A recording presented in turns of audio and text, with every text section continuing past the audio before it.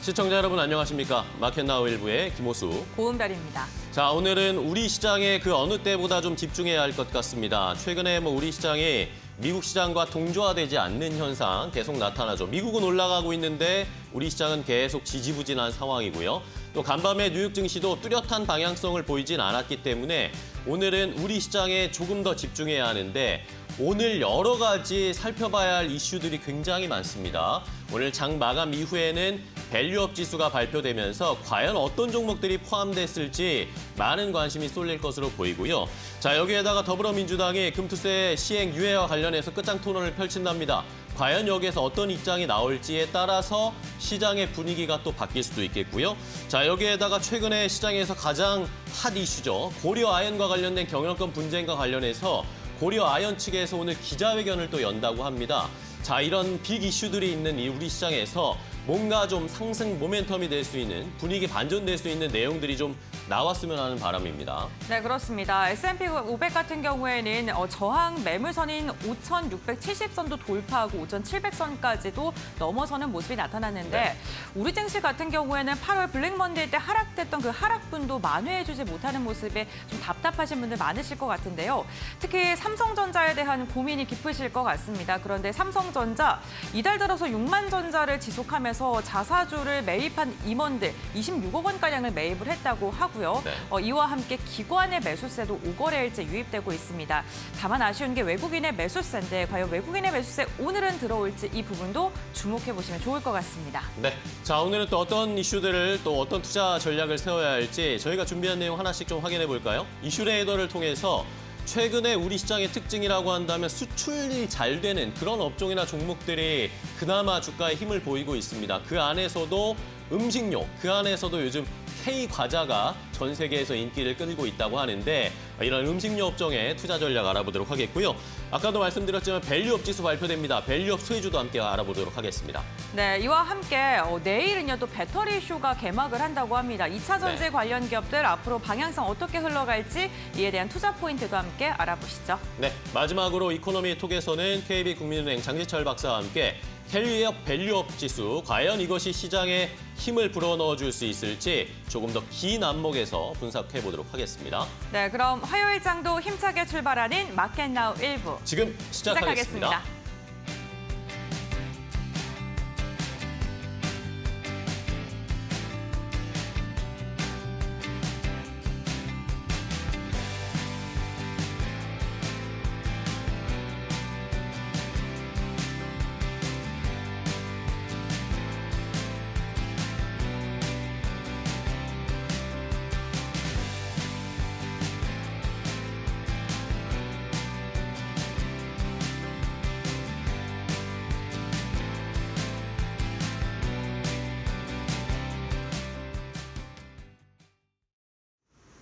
네, 마켓나우 1부 글로벌 포커스로 문을 열어보도록 하겠습니다.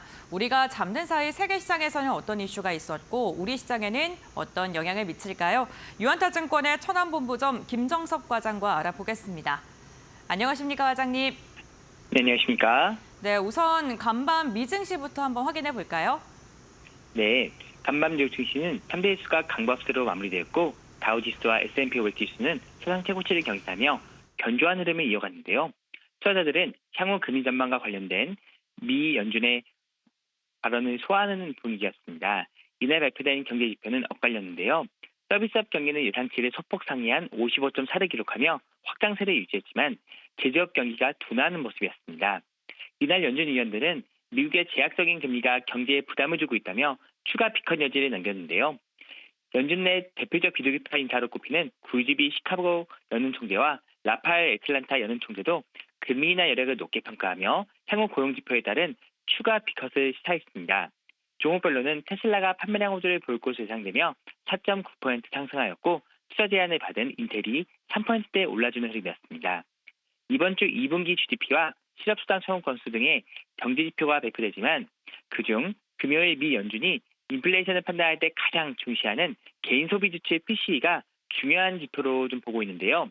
지난 18일 물가 상승률이 연준 목표인 2%를 향해 지속적으로 낮아지고 있다는 전망에 따라 과감하게 비컷을 단행했기 때문에 이번에 나오는 8월분 지표에서 수치가 예상대로 낮게 나올 경우 연준의 통화 정책이 정당성을 확보하는 데 도움이 될 수 있어서 이러한 발표에 예의주시하시면서 지켜봐 주시면 좋을 것 같습니다. 네, 그렇군요. 이자 증시의 펀더멘탈의 집중은 개인 소비 지출 발표로 이어지고 있는 듯합니다. 우선 미증시 간밤에 그래도 견조했기 때문에 우리 증시도 기대해 볼 만할 것 같은데요. 어떻게 예측하십니까? 네, 금일 국내 증시는 간밤 미 증시의 견조한 흐름을 이어받아 상승 시작 예상하고 있는데요. 전일 국내 증시의 경우 국내 시가총액 2위 종목이자 대표 반도체 종목 중 하나인 SK 하이닉스의 강세와 주요 2차 전지, 바이오주의 상승에 입어 2,600선을 탈환했는데요. 종가 기준 2,600선을 회복한 것은 지난 3일 이후 10일 거래일 만입니다. 하지만 여전히 외국인의 일관된 매도세에 대표 종목인 삼성전자가 종가 기준 52주 최저가를 기록하면서 랠리로 이어지지 못한 것이 좀 아쉬운 부분인데요. 뚜렷한 재료가 부재한 가운데 내일 24일 오늘 진행될 밸류업 지수 및 그리고 금수대 토론회 그리고 내일 진행될 마이크론의 실적 발표를 주시하면서 제한적인 상승세가 나타났습니다. 미국의 비컷 이후 방향성을 탐색하며 쉬어가는 장세였는데요. 일부 반도체 섹터에서의 반등은 나오고 있지만 대장주의 약화된 투자 심리가 좀처럼 회복되지 못하는 형세가 전개되고 있습니다. 금일 국내시에서는 활력을 불어넣을 요소로 손꼽히는 코리아 밸류업 지수 발표와 금융투자 소득세 토론회도 증시에 영향을 미칠 주요 이벤트가 될 수 있는데요. 이 부분은 최근 미국의 금리 인하에 따른 성장주의 기대감과 반도체의 약세 속 부상한 헬스케어주의 강세 속에 개인들의 매수 심리를 자극해서 현재 수급적으로 밀리고 있는 거래소에 비해 코스닥 지수의 강세를 추가적으로 이끌 수 있을 것으로 보고 있기 때문에 이러한 부분 염두하셔서 투자하시는 전략이 유효할 것으로 판단하고 있습니다. 네, 알겠습니다. 과장님, 오늘 말씀 여기까지 듣겠습니다. 고맙습니다. 네, 감사합니다. 네, 우선 국내 증시 특히나 반도체 방향성을 결정할 마이크론 실적 발표를 앞두고 경계감 삼성전자 지속적으로 나오고 있는 상황입니다. 다만 오늘은 국내 이슈에 보다 더 집중을 하셔야 될 것 같은데요. 밸류업 구성 종목이 발표가 되고 금투세 관련된 토론회가 개최될 예정이고요. 저희가 오늘 이와 관련해서 또 집중적으로 다룰 예정이니까요. 끝까지 함께 하시면서 현명한 투자 전략 세워보시면 좋을 것 같습니다. 지금까지 글로벌 포커스였습니다.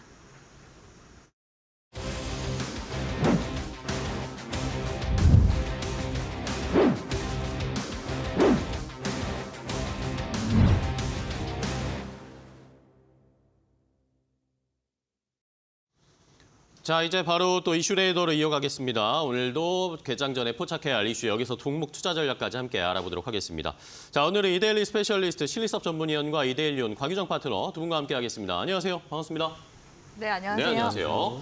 자, 오늘은 또 어떤 이슈 두 분이 포착을 하셨을지 먼저 실리섭 위원이 포착한 이슈부터 바로 공개하겠습니다. 해외 각국에서 한국 과자를 찾는 소비자가 늘면서 과자 수출액이 올해 역대 최대를 기록했습니다. 지난달까지 과자류 수출액은 6,605억 원으로 지난해 같은 기간보다 15%가량 증가했는데요. 업계 일각에선 올해 수출액이 1조 원 달성도 가능할 것이라는 전망도 제시되고 있습니다. 국내 제과업체도 마케팅 강화 등을 통해 수출을 더욱더 확대한다는 계획인데요.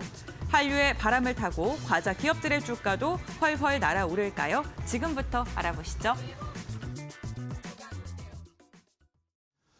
자, 첫 번째 포착한 이슈는 우리나라 과자, K과자가 해외에서 그렇게 많이 잘 팔린답니다. 인기도 많은 상황이라는데, 자, 이걸 신입섭 위원과 한번 분석해보고 종목까지 골라볼 텐데요. 자, 위원님, 음식료 업종 그중에서 과자 관련 종목을 가져오셨어요.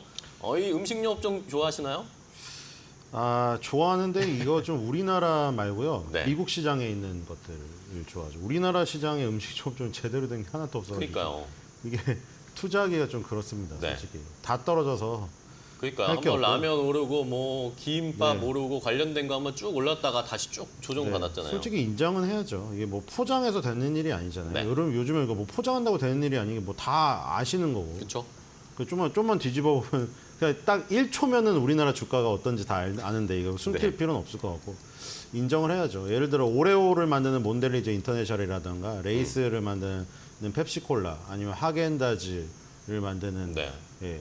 그 회사들 주가를 보면은 그냥 꾸준히 그냥 평생 그냥 오릅니다. 상향하죠. 우상향합니다. 그러니까 뭐 어느 순간 들어가더라도 그냥 되게 기분 좋게 나는 오레오 좋아해서 오레오를 맨날 먹으면서 나는 내가 주가에 과자값을 도움을 준다. 뭐 벌다. 이런 식의 어떤 그게 생활 속의 투자를 이어가는 그 재미가 있거든요. 네. 근데 우리나라는 이제 생활 속에서 투자를 이어나가려다가 좋아하던 과자조차도 끊게 되는 일이 네, 과자가 싫어지죠. 그런 일이 발생하거든요. 진짜로. 내가 열심히 비비고만두를 맨날 먹었는데 왜 CJ 제일전자는 안 맨날 올라가요, 그죠? 나 필요 없겠냐고 비비고를 끊어버리고 이런 사태가 발생이 됩니다. 그러니까 네. 우리나라에는 이제 정상적으로 생활 속의 투자를 아름답게 주식 투자로 연결해서 자본이익도 추구하고 내 삶의 어떤 그 즐거움도 가져가는 이게 형성이 어려워요. 사실 안 돼요.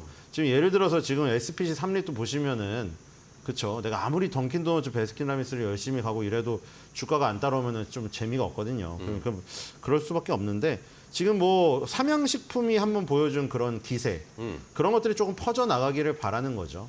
뭐 아쉽게도 농심은 다시 주저앉았지만 삼양식품의 파괴력이 굉장히 삼양식품을 또 여기 지금 제가 이쪽 방송에서 네, 그때 얼마였네? 10만 원 아래에서 얘기했던 게 뭐 50만 원인가? 그렇죠. 엄청나게 갔잖아요. 그래서 지금 K 과자가 뭐 이만큼 갔으면 좋겠다는 바람이 있습니다. 일단은 뭐 초반에 내용은 비슷해요.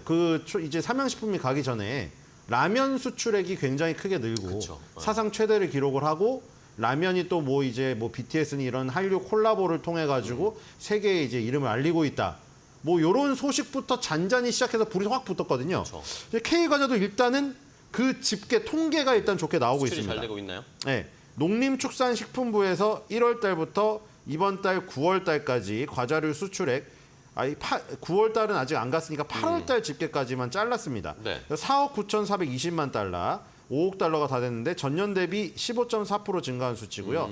우리나라 돈으로 따지니까 올해 이제 이게 1조 원을 초과할 수 있는 전망이 나온다. 라면은 올해 1조 5천억 원 정도 넘는다고 합니다. 네네. 그러니까 라면이 과자류보다 한 5천억 원 정도 수출액이 앞서가고 있는데 농식품 품목 중에서 라면이 1위고요. 담배랑 전자담배를 합친 게 연초류라고 분류를 하는데 연초류가 수출 2번째. 그다음에 3번째가 K 과자. 이게 농식품 품목 중에서 가장 많다고 하네요. 그래서 조금 기대를 해봅니다. 이게 우리나라가 조금 그 저변이 좀 적고 뭐 힘이 좀 약하긴 하지만 그래도 좀 K 식품 라면에 이어서 K 과자가 한번 뜨기를. 그래도 좀 괜찮은 거 많거든요. 좀 맛있는 거 있잖아요. 물론 막 자꾸 일본 거를 옛날에 뭐 베꼈다 뭐 이런 얘기들이 많이 있어 사실. 그또 일본 과자들 보면 너무 비슷하긴 해요. 근데 어쨌든 우리 순수한 기술로 만든 것이 굉장히 이름을 날리고 이렇다면은 K 과자 테마주도 한번 예. 지금 분위기는 좀 있습니다. 지금 분위기가 형성되고 있다. 예, 요 통계가 하나 나왔고요. 뭐 시황강에서는 다는 못 말하지만 이제 기업 얘기들도 나오고 있거든요. 예를 들어 농심이나 삼양식품이 그 뒤로 이제 공장 증설 얘기가 나왔고 네. 미국이든 우리나라든 그렇죠. 지금 K도 여기도 똑같았거든요. 네네. 크라운 제과라던가 롯데에서 지금 공장 증설 뭐 이런 얘기가 나오고 있고 기업의 CEO가 나와가지고 뭐 앞으로 이제 과자를 확대해보겠다 이런 얘기들. 그러니까 이런 좀 약간 비슷한 전철을 밟고 있긴 합니다. 뭔가 이게 불이 붙을 수 있는 요소들은 있는데. 네. 이게 수급하고 딱 분위기하고 어떻게 딱 맞아 떨어져야 떨어지면. 되거든요. 삼양식품처럼 뭐가 딱 터져야 돼요. 뭐 유튜버들도 쏴줘야 되고 그쵸. SNS에서 좀 지원 이슈도 사격을 되고. 막 해줘야 되고 우리나라 유튜버 말고요. 막 외국 해외에서, 유튜버들이 외국 유튜버들이 전혀 막 경험해보지 못한 나라에서 그 빵 터져야 돼. 막 5천만 1억 조회수씩 터지면서 그 시점이 있을 겁니다. 그 시점이 도화선이 붙을 거기까지는 제가 모르겠고요. 차트 분석을 통해서는 조금 확률을 높일 수는 있는데. 네. 예, 앞으로 보도록 하겠습니다. 알겠습니다. 자, 이렇게 K 과자, 이 과자와 관련된 분위기도 지금 라면이 우리가 한번 주식 시장에서 또 시장에서 관심을 모았던 패턴과 비슷한 분위기가 형성되고 있다라고 신의원님은 해석을 해주셨는데, 자, 그럼 과자와 관련해서 어제 또 수출 데이터가 나왔는데 관련된 종목들이 좀 움직였거든요. 최근에 과자 관련된 종목들의 흐름 고은별 앵커가 정리해드리겠습니다. 네, 과자류 관련된 기업들의 최근 흐름 함께 확인해 보도록 하겠습니다. 최근 과자 관련된 기업들의 외국인과 기관의 매수세가 유입되면서 주가가 꿈틀거리는 모습이 포착되고 있습니다. 대표적으로 오리온은 어제 3%가량의 상승세를 보인 것으로 확인이 됐는데요. 기관이 3거래일째 담아내고 있고요. 외국인도 5거래일 가운데 4거래일째 순매수 기조를 이어가고 있습니다. 오리온 하면 대표적인 과자가 꼬북칩이죠. 꼬북칩에 이어서 이어서 이제는 비초비가 해외 외국인들의 여행 필수 선물템으로 좀 꼽히고 있다라는 소식이 전해지고 있고요. 명동 거리를 돌아다니더라도 비초비를 진열해 놓고 판매하는 곳이 심심치 않게 목격할 수 있습니다. 어제 이렇게 거래량이 강하게 실리면서 121선 시원하게 돌파했고요. 직전 고점 부근인 95,000원 선 부근까지 올라선 모습이 확인되고 있습니다. 이와 함께 크라운 혜태 같은 경우에도 전에 좀 주가가 반응을 하는 모습이었습니다. 허니버터 칩을 생산하는 회사이고요. 일본과 태국, 중국 등에서 이 허니버터 칩의 인기가 지속되고 있고요. 이로 인해서 수출에 대한 기대감이 주가를 들어 올리고 있는 것으로 나타나고 있습니다. 롯데 웰푸드 같은 경우에 대표적인 제품이 빼빼로가 있죠. 빼빼로 같은 경우에는 모델을 뉴진스가 지금 홍보를 하고 있는데 지금 수출이 지금 지속적으로 늘어나고 있다고 합니다. 이와 발맞춰서 어제도 주가가 소폭의 상승세가 나타난 것으로 확인되고 있습니다. 농심 같은 경우에는 전일 주가가 반응하긴 했습니다. 라면류뿐만 아니라 스낵의 인기도 이어지면서 지난해와 비교했을 때 수출이 한 16%가량 스낵 부분에서 증가를 했다고 합니다. 다만 8월 초 고점 부근인 47만 원 선 터치한 이후에 꾸준하게 하락세를 보이고 있는데요. 아무래도 음식료 업종, 그러니까 제과 부분보다는 라면 부분에 초점을 맞춰지면서 주가가 미리 강하게 상승했기 때문에 매도 물량이 더 나오고 있는 것으로 보입니다. 다만 제과주들 전반적으로 지금 고르게 훈풍을 받고 있는 모습이 나타나고 있고요. 지금 주가가 저평가되어 있는 기업들도 많기 때문에 종목만 잘 선별한다면 안정적인 수익 창출이 가능하다라는 증권가의 코멘트도 이어지고 있는데요. 그렇다면 제과주들 가운데서 우리는 어떠한 종목을 눈여겨봐야 될까요? 지금부터 알아보시죠. 자, 이렇게 관련된 종목들의 흐름을 체크해봤습니다. 어제 조금 움직임이 나온 상황인데 신의원님과 그런 종목을 골라보겠습니다. 어쨌든 뭐 음식료든 뭐 최근에 우리 시장에서는 수출 잘 되는 그런 기업들이 주가 잘 가고 있는 상황인데 수출 데이터도 잘 나오고 말씀해 주신 것처럼 해외에서 뭔가 이슈가 터질 수 있을 만한 그런 여건을 가진 기업 뭘로 볼까요?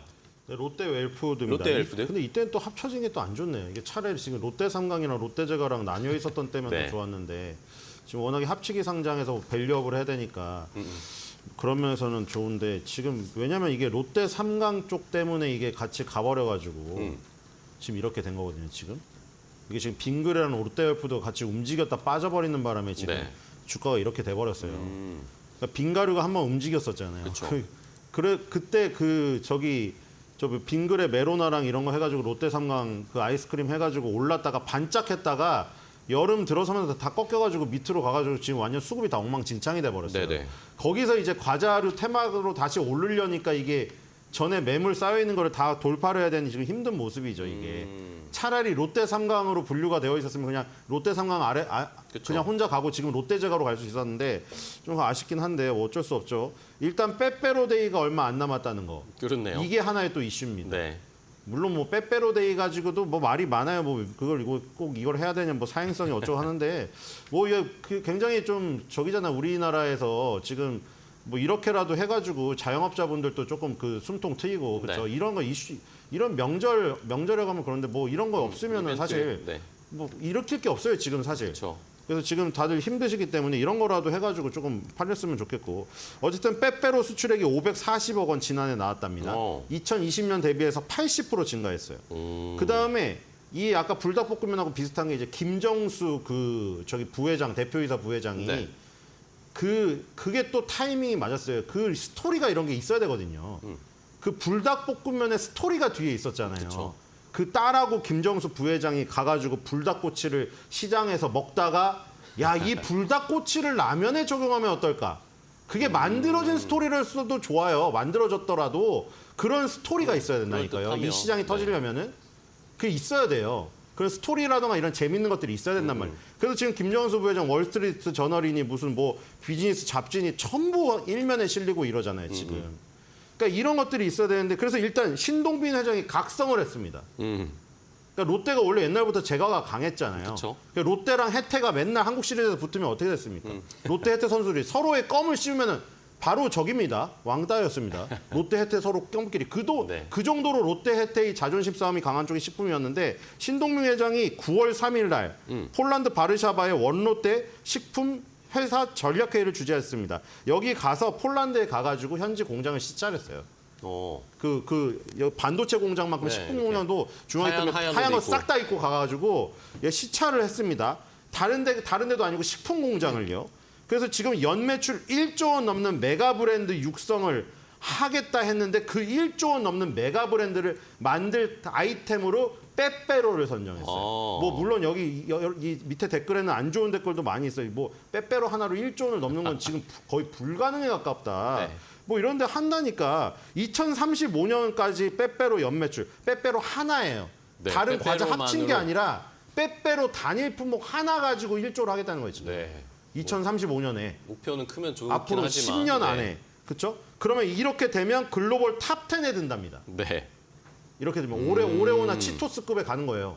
그러면 이제 이것을 하기 위해서 뭐 빼빼로 데이 이거는 이제 넘어서 빼빼로 데이 요걸로만 안 돼요. 그냥 연중 계속 사 먹어야 되고 그쵸. 다른 나라에서도 다 사 먹어야 돼요.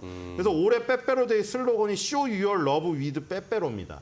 아, 서로의 사랑을 이제 보여줘라 해서 뭐 거군요. 서로 나누면서 빼빼로를 힘든 경기 상황이니까 세계인들끼리 서로 나누면서 이제 뭐 하나씩이라도 더 나눠서 이제 어떻게든 전파하는 거죠. 네. 그래서 세계적으로 선물도 보내고 뭐. 그래가지고 뭐 어쨌든 네. 좀 믿고 어쨌든 우리가 응원해줘야겠죠. 네. 네, 응원하겠습니다. 이슈가 되고에 저도 옛날에 계속 이제 우리나라가 하도 안 되니까 제가 아까 아쉬워서 한 소리예요. 내가 사랑하는 기업을 사 먹으면서 투자해서 올라야 좋잖아요. 그쵸. 안 그러니까 좀 기분이 그러니까 얘기 드린 건데 이제는 좀 그래도 응원을 해줘야 될 것 같아요. 우리나라에 대해서 너무 약간 뭐라 그래야 되나 우리나라 투자에 대해서 약간 자조 섞인 그런 것들이 너무 팽배하다 보니까 그쵸. 약간 패배주의에 젖은 것 같아요. 그래서 우리나라 기업도 할 수 있다. 좀 이걸 힘을 실어줄 때가 아닌가. 네. 빼빼로 알겠습니다. 할 수 있다. 1조. 네, 한번 기대해 보겠습니다. 빼빼로 1조의 매출을 목표로 하고 있다. 과연 이것이 또 글로벌 뭐 전 세계 시장에서 K 과자의 뭔가 이슈몰이를 할 수 있을지 뭐 이런 의미에서 뉴진스를 뭐 모델로 선정하고 이런 투자를 하고 있겠죠. 자, 좋습니다. 롯데 웰푸드 한번 응원해 보겠고요. 자, 그럼 이거 관련해서 이렇게 K 과자 우리 과자가 수출이 이렇게 잘 된답니다. 관련해서 그럼 어떤 종목을 보실 거예요? 저는 과자 하면은 뭐 썬칩, 스윙칩, 오감자 등등등 굉장히 좋아하는데 네. 이 브랜드죠. 네. 짭짤한 걸 좋아하시는. 네, 오리온을 가져갔는데요. 리가켄바이오의 최대 주주도 오리온입니다. 네, 그쵸. 그런데 이제 지난 1월 달에 리가켄바이오가 워낙 이제 적자가 누적되어 있는 기업이다 보니까 인수를 하면서 말이 많았었거든요. 그쵸. 그래서 당시 인수하면서 오리온의 주가는 폭락세가 한번 네. 강하게 나왔습니다. 그런데 그 사이 리가켄바이오가 지금 상반기에서 지금 하반기까지 주가 상승세가 쭉 나오면서 2배 가까이 지금 주가가 올랐거든요. 시가총액도 코스닥에서 지금 5위까지 올라갔기 때문에 지금 이제 뒤늦게서야 오리온이 좀 부각을 받으면서 이 오리온의 M&A가 그래도 성공적이었던 것 같다라는 지금 평가를 받고 있습니다. 여전히 이제 리가켄 바이오는 적자 기업이긴 하지만 최근에 이제 기술 이전으로 인해서 성급금도 지금 조금씩 반영이 되고 있는 중이기도 하거든요. 근데 이렇게 리가켄 바이오를 공격적으로 인수할 수 있었던 때에는 오리온의 현금 창출 능력을 들어볼 수 있을 것 같습니다. 그쵸. 오리온의 이제 매출액 추이를 보면 과자 기업인데도 불구하고 성장성이 정체되어 있는 거 아니야?라고서 보실 수 있는데 지금 2021년도 대비해서 2024년도 매출액 자체가 2조 원대에서 3조 원대로 늘었고요. 영업이익 역시도 3,700억대에서 지금 5,500억대까지 늘었습니다. 영업이익률만 하더라도 상반기에 16%대에서 17%대를 달성했다고 하는데요. 2019년도부터 한 번도 이 영업이익률이 14% 아래로 내려간 적이 없다고 합니다. 경쟁 제과 업체들이 대부분 그 영업이익률이 한 자릿수에 비해서 대조되는 그런 이제 흐름이라고 볼 수가 있을 것 같고요.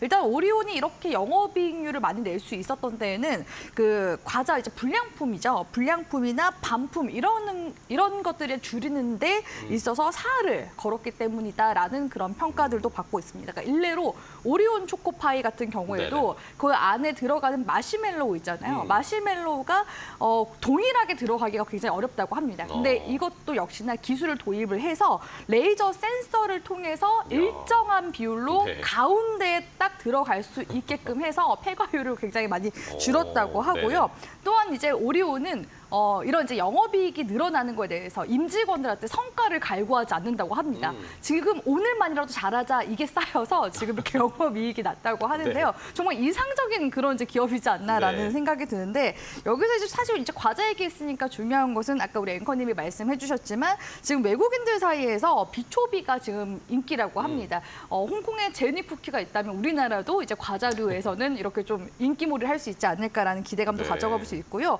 특히나 힙 트랜지션이라고 해서 힙은 이제 멋진 뭐 최신 유행의 밝은 이런 뜻이고 트랜지션은 전통이잖아요. 요즘에는 뭐 할매 유행 그러니까 이래서 입맛도 이제 약과 이런 것들을 찾는 젊은이들이 많이 늘고 있다고 하더라고요. 그러다 보니까 지금 유룽지와 땅콩 강정도 인기를 끌고 있는데 공장을 증설을 해야 할 만큼 지금 인기를 끌고 있기 때문에 오리온의 주가 이제는 좀 다시 볼 때가 되지 않았나라고 보고 있어서 관련해서 종목 가지고 와봤습니다. 네, 알겠습니다. 자, 오리온과 롯데 엘푸드를 하나씩 주셨습니다. 뭐 전통적으로 우리 과자 관련된 종목들인데 좀 힘을 낼 수 있게 라면처럼 한번 K 과자도 터트려 보면서 주가도 올라갈 수 있는 그런 모습을 한번 기대해 보도록 하겠습니다. 첫 번째 이슈 함께 확인해 봤고요. 자, 이번에는 두 번째 이슈, 곽유정 파트너가 포착한 이슈도 바로 확인해 보겠습니다. 오늘 정규장이 끝난 뒤에 코리아 밸류업 지수가 공개됩니다. 지수에 어떤 종목이 편입될지 투자자들의 관심이 쏠리고 있는데요. 금융주, 경기소비재 등 100개 종목을 포함할 것으로 전망됩니다. 다만 밸류업이 발표된 지 4개월이 지났지만 상장사의 0.5%만 공시를 발표했는데요. 월스트리트 저널은 한국의 재벌 중심 구조 탓에 밸류업 정책 성과에 한계가 있을 것이라고 지적하기도 했습니다. 과연 오늘 지수 발표는 주가의 상승 동력이 될 수 있을까요? 관련 수혜주는 뭐가 있을까요? 지금부터 알아보시죠. 자, 드디어 오늘입니다. K 밸류업 지수가 공개가 됩니다. 장 마감하고 공개가 되긴 하지만 어쨌든 관심주들 여기에 어떤 종목들이 좀 포함될지가 많은 관심거리인데 자, 곽유정 파트너님과 한번 예상도 해보고 대응을 네. 해보겠습니다. 일단 어제는 별로 이 K 밸류업 지수 발표 관련된 이슈가 주가에 영향을 못 줬어요. 오늘은 좀 다를까요? 이미 이 밸류업과 관련돼서는 사실 올 상반기 동안에 금융 지주사들 종목들 네네. 위주로는 상승세가 좀 두드러지게 나타났었던 것 같고 이에 대해서 코스피 시장 지수를 끌어올렸느냐라고 봤을 때는 사실 외국인이 끌어올렸지 이 밸류업으로 인해서 기관들이 우리 이제 코스피 시장을 끌어올렸다고 보기도 애매하거든요. 그쵸. 또 블랙 먼데이 이후로 이렇게 또 계속 밸류업 지수가 9월 달에 나올 거다라고 이야기가 나왔지만 사실 시장의 반응은 좀 미적지근한 그러게요. 면도 있었습니다. 아직 좀 막연해요. 네, 그리고 지금 일본 쪽에서도 밸류업 지수 발표하고 나서 일본의 그 밸류업 지수 자체가 올라가지는 않았다고 하거든요. 예, 그러다 보니까 비교를 했을 때 너무 과도한 기대는 좀 배제하자라는 그런 입장들도 있고요. 그럼에도 불구하고 이제 3개월 뒤에는 또 시장 반응을 살핀 후에 지수를 직접적으로 수정하는 ETF 등의 이런 금융 상품도 출시할 거니까 네. 패시브 자금의 유입을 기대해봐도 좋지 않겠느냐라는 그런 이제 반응들도 있긴 합니다. 그렇기 때문에 우리 앵커님이 말씀하신 것대로 이 밸류업 지수에 어떤 지금 이제 업종들과 기업들이 담길지가 시장에서 좀 주목이 되고 있는 상황인데요. 일단 대표적으로 주주 환원했을 때 당연히 금융 지주사나 네. 뭐 통신주 이쪽 종목군들이 가장 좀 유력하다고 볼 수 있을 것 같고요. 최근 시장에서는 지주사들도 조금 부각이 됐었는데 네네. 여기서 조금 더 들어가자면 주주 그 환원에 있어서 조금 더 우호적인 쪽은 자동차 쪽인 것 같습니다. 현대차와 기아 쪽이 지금 이제 뭐 증권사 리포트들 봤을 때 KB증권이나 어제는 또 맥쿼리 쪽에서 21개 정도 발표를 했거든요. 네네. 공통적으로 있었던 게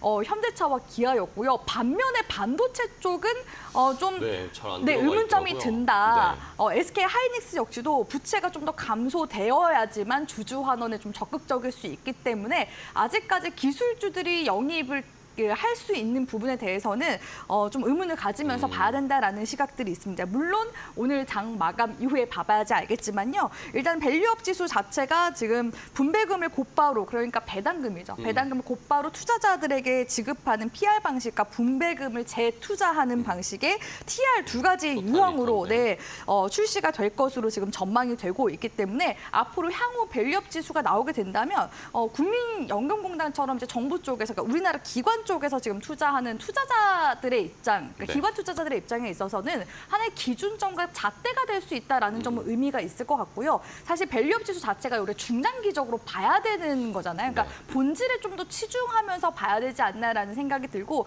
사실 증시 부양에 있어서는 밸류업보다도 오늘 이제 발표가 될 민주당의 이 끝장 토론, 금투세 금투세, 끝장 네. 토론이 증시에 좀 더 영향을 미치지 않을까라고 보고 있긴 합니다. 네, 알겠습니다.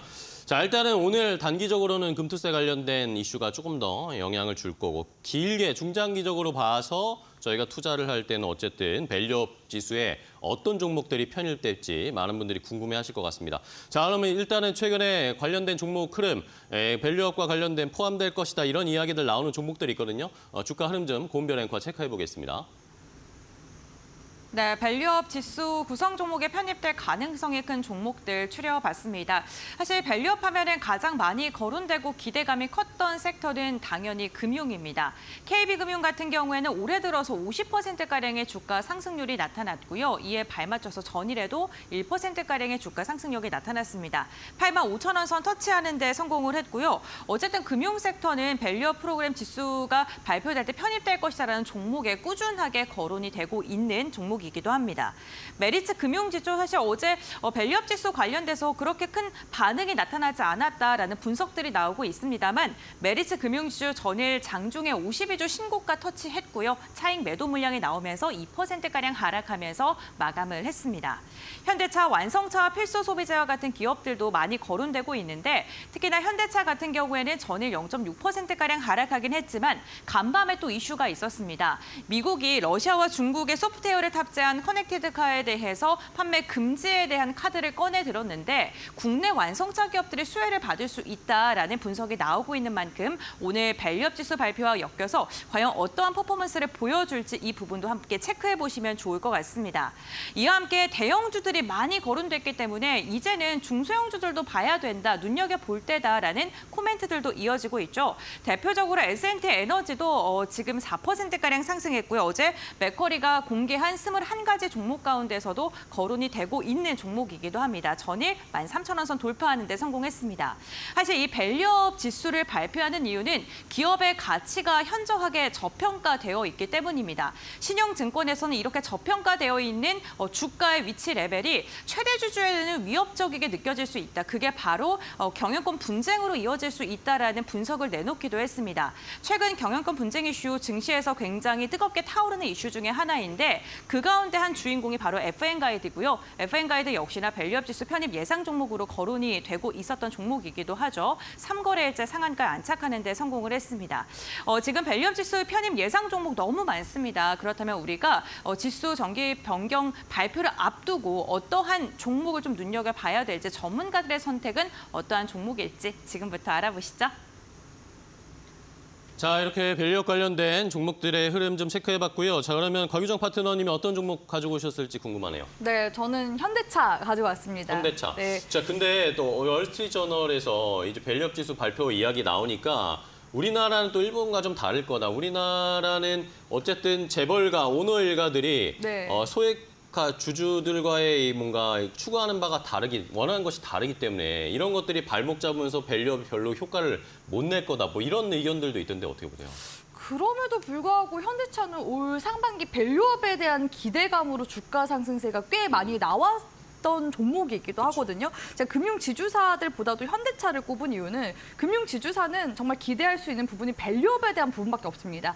앞으로 우리가 배당을 중장기적으로 받아 나가는 데 있어서는 긍정적이지만 현대차와 같은 종목들은 사실 시세 차익으로 바라보는 시각이 더 많잖아요. 네. 모멘텀도 풍부하고요. 그렇기 때문에 이런 시세 차익과 또 중장기적으로 끌고 갈 수 있는 그 주주 환원에 대한 부분들, 이런 부분들이 겹쳐졌을 때 사실 저는 금융지주사들보다는 아예 그냥 이렇게 시장에 좀 그 경기 민감주로 좀 추종하면서 갈 수 있는 섹터가 조금 더 낫지 않을까라고는 보고 있긴 하거든요. 네. 사실 또 금융지주사가 일반적인 개인 투자자들을 선호하는 그런 스타일의 종목군은 아니긴 합니다. 굉장히 오래 걸리거든요. 근데 현대차 같은 경우는 주가도 같이 보시면 2월 달에 그 주주 환원 관련해서 밸류업 이야기가 나왔을 때 그대로 주가가 컴텀 점프하면서 올라가주는 모습이었고요. 올해 지난 이제 7월 초에서 6월 말쯤이었나요? 이때는 최고가가 30만 원 부근까지 갔습니다. 있습니다. 그러니까 역대 통틀어서 지금 신고가 움직임을 한번 찍어준 상황이고요. 다만 지금 7, 8, 9월 달 중에 지금 주가가 조정세가 나오는 이유는 전기차 캐즘으로 인해서 영업이익률이 이제 앞으로 줄지 않을까라는 그런 이제 우려감 때문에 주가 조정세가 나온 것으로 보여집니다.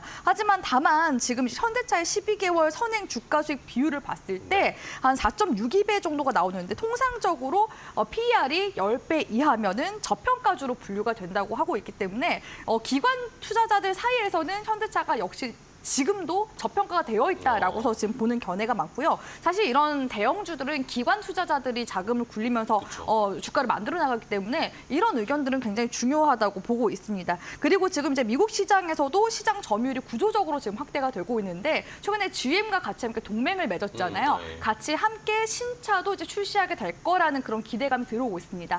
현대차 같은 경우에는 다른 이런 외국계 기업과 같이 협업을 하는 거에 있어서는 되게 폐쇄적인 그런 시각이었거든요. 그쵸. 그럼에도 불구하고 이렇게 GM과 손을 잡았다라는 게 이제 미래 모빌리티 시장을 같이 함께 미국 시장까지 선점하자라는 그런 이제 의도로 보인다라고 볼 수가 있을 것 같고요. 주주 환원 관련해서도 이제 내년부터 3년간 총 4조 원의 자사주를 매입하고 소각하겠다라고 밝히기도 했었고 3년간 총 주주 환원율 역시도 35% 달성하겠다라는 계획을 하고 있기 때문에 현대차 지금 구간에서는 단기적으로 지금 쌍바닥 구간을 그려 나가고 있거든요. 그렇기 때문에 다시금 이제 추세 반전의 기회를 한번 노려보면서 현대차 보셨으면 좋겠습니다. 네, 좋습니다. 자, 현대차는 어쨌든 뭐 계속해서 이야기 많이 나왔잖아요. 뭐 밸류업 관련해서 가장 수혜가 되는 그런 대기업 집단 중에 하나일 거다라는 이야기가 나왔는데 뭐 대기업 아까 이야기를 제가 말씀드린 이유가 사실 현대차 말고는 다른 대기업들이 뭔가 뚜렷한 주주환원 정책이나 이런 주가 부양을 하기 위한 노력을 안 보이니까 그러니까 해외에서 또 그런 평가가 있지 않나 싶어요. 다른 대기업들의 추이는 좀 어떤가요?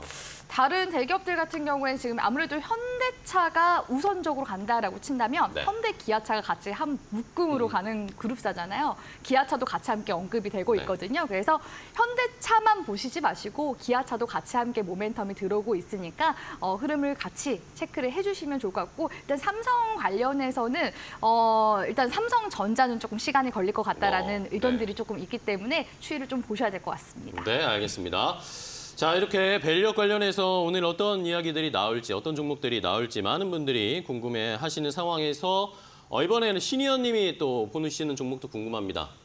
약간 예상도 되는데. 예. 무조건 밸류업 원픽 가장 모범생은 네. 메리츠 금융지주죠. 메리츠, 네. 예, 가을 맞아서 이제 그 고등학교, 중고등학교에서 1교시는 오늘 이제 쓰레기 주스로 나간다 했을 네. 때 열심히 앞에 나가서 쓰레기를 막 줍는 반장 같은 애가 있고 네. 뒤에서 그냥 대충 선생님 시키니까 말해서 하나 휴지 하나 줍는 애가 있어요. 누가 그쵸. 상을 받겠습니까? 그렇죠. 앞에서 하는 이건 당연한 친구죠. 거죠. 네. 이 당연한 논리고 그리고 이제 그 중장기 계획으로 이제 서머리 해놓은 게 있는데 네. 메리츠 금융지주 기업 가치 제고 계획에 대전제에 이렇게 박아놨어요. 대주주의 한 주와 일반 주주의 한 주의 가치는 동일하다. 똑같다. 자, 근데 이거 정말 희한한 일이죠. 여의도에 가면은 금융회사 본사가 많습니다. 네. 거기서 막 빨간 머리띠 하고 텐트 치고 농성하면서 대주주의 한 주와 일반 주주의 한 주의 가치는 동일하다. 다 이렇게 외치고 있잖아요. 네. 근데 이거를 회사에서 외치고 있다니까요, 지금. 뭔가 되게 이상한 지금 상황 아닙니까? 네. 이상한 상황이지만 원래 이게 정상적인 상황이어야 되죠. 지금. 그러니까 이게 정상적으로 되기를 바래서 정부에서 이런 정책을 내놓는데 네. 제대로 따라가는 애는 몇 명이 없는 것이고. 그렇죠. 제가 코스닥에서 FN 가이드 몇 번 얘기했습니까? 물론 경영권 분쟁으로 갔지만 어쨌든 그쵸? 올라갔어요. 예. 어쨌든 제가 말한 데서 상한칸 3번 갔어요, 지금. 그러니까 지금 어쨌든 간에 그런 행운도 온다는 겁니다. 이렇게 모범생을 따라가다 보면 행운도 와요. 정말로. 그렇기 때문에 이런 것들을 잘 따라서 가시면 될 것 같고 여기에 이제 제일 중요한 저기만 하나 말씀드릴게요. 네네. TSR이라는 게 등장합니다. 총 주주 수익률. 지금 예를 들어서 우리 일반 투자자들이 그 주식 투자하는 최고의 목적이 뭡니까? 최종 목적이. 수익 내는 거죠. 네. 그렇죠. 근데 수익이 뭐 배당 수익도 있을 테고 이 지금 시세 차익도 있을 테고 가장 큰 게 시세 차익이잖아요. 그렇죠. 네. 예를 들어서 주주 환원 정책이라고 해서 보통 하는 게 자사주 매입을 해서 소각시키거나 배당을 주는 거예요. 근데 예를 들어서 이마트나 SPC 삼립이 자사주 매입 소각을 맨날 발표하고 배당을 많이 준다고 맨날 해요. 근데 SPC 삼립 이마트 투자하시겠습니까 지금? 바로 그거예요. 가장 핵심 알맹이가 빠져있던 거죠. 그 알메니를 합친 게 TSR이에요. 토탈 셰어홀더 리턴, 총 주주 수익률. 그거를 메리츠 금융지주는 여기에 박아놨다는 것이죠. 그러니까 배당을 많이 주고 자사주 매입 소각하는 것도 중요해요. 근데 그 주주 환원은 쥐꼬리만 해요. 예를 들어서 시세 차선으로 1년에 주가가 7, 80% 마이너스가 나놓고 중간에 자사주 매입 소각 발표하고 네. 다음 연도 4월 달에 쥐꼬리만 한 배당 주잖아요. 오히려 욕을 먹습니다. 그렇죠. 그렇죠? 차라리 그 노력할 때 주가 부양해라 난리칩니다. 그렇죠. 그럼 여의도 본사에 또 몰려가서 이거 하는 거예요. 피켓하고 관광버스 보내고 이런 겁니다. 근데 여기 총 주주 수익률을 여기다 넣었다는 것은 메리츠 금융지주가 핵심을 보고 있다는 것이죠. 한국기업평가, 맥쿼리 인프라, 그리고 메리츠 금융지주 네. 이런 것처럼 아까 말한 대로 그 전문가님께서 말한 대로 우상향하는 것들이 이게 느린 속하는 조목들이잖아요. 그럼에도 불구하고 맥쿼리 인프라나 한국기업평가나 지금 메리츠 금융지주는 배당금이든 분배금이든 많이 주면서도 꾸준히 올라가다 보니 결국 5년, 10년 지나니까 엄청난 시세 차익이 쌓여 있거든요. 몇백 %. 그러니까 지금 요것을 지금 메리츠 금융지주는 계속 하겠다는 겁니다. 주가 부양을 하면서 자사주 매입 소각과 배당, 주주 환원 정책을 그대로 해서 이 두 개를 묶어서 콜라보레이션으로 네. 최종적으로 주주 환원을 많이 하고 그다음에 IR을 통해 가지고 이 대주주랑 이 개인 투자자들의 그 동등시하겠다. 이런 모범생을 따라가다 보면 FN 가이드 같은 행운도 얻을 수 있다, 여러분. 알겠습니다. 좋습니다. 자, 두 분이 각각 이렇게 모범생들을 주셨어요. 밸류 프로그램 주주환원 정책을 잘 추진하고 있는 대기업 중에서는 현대차, 그리고 금융주에서는 메리츠 금융지주 이렇게 주셨으니까 오늘 시장에서 중장기적으로 봐야겠죠. 관련된 종목들의 투자 전략 잘 세워보시기 바랍니다. 자, 오늘 두 분과 함께 이슈레이더 알아봤는데요. 좋은 전략 알려주셔서 감사하고 다음 시간에 또 뵙겠습니다. 고생하셨어요. 고맙습니다.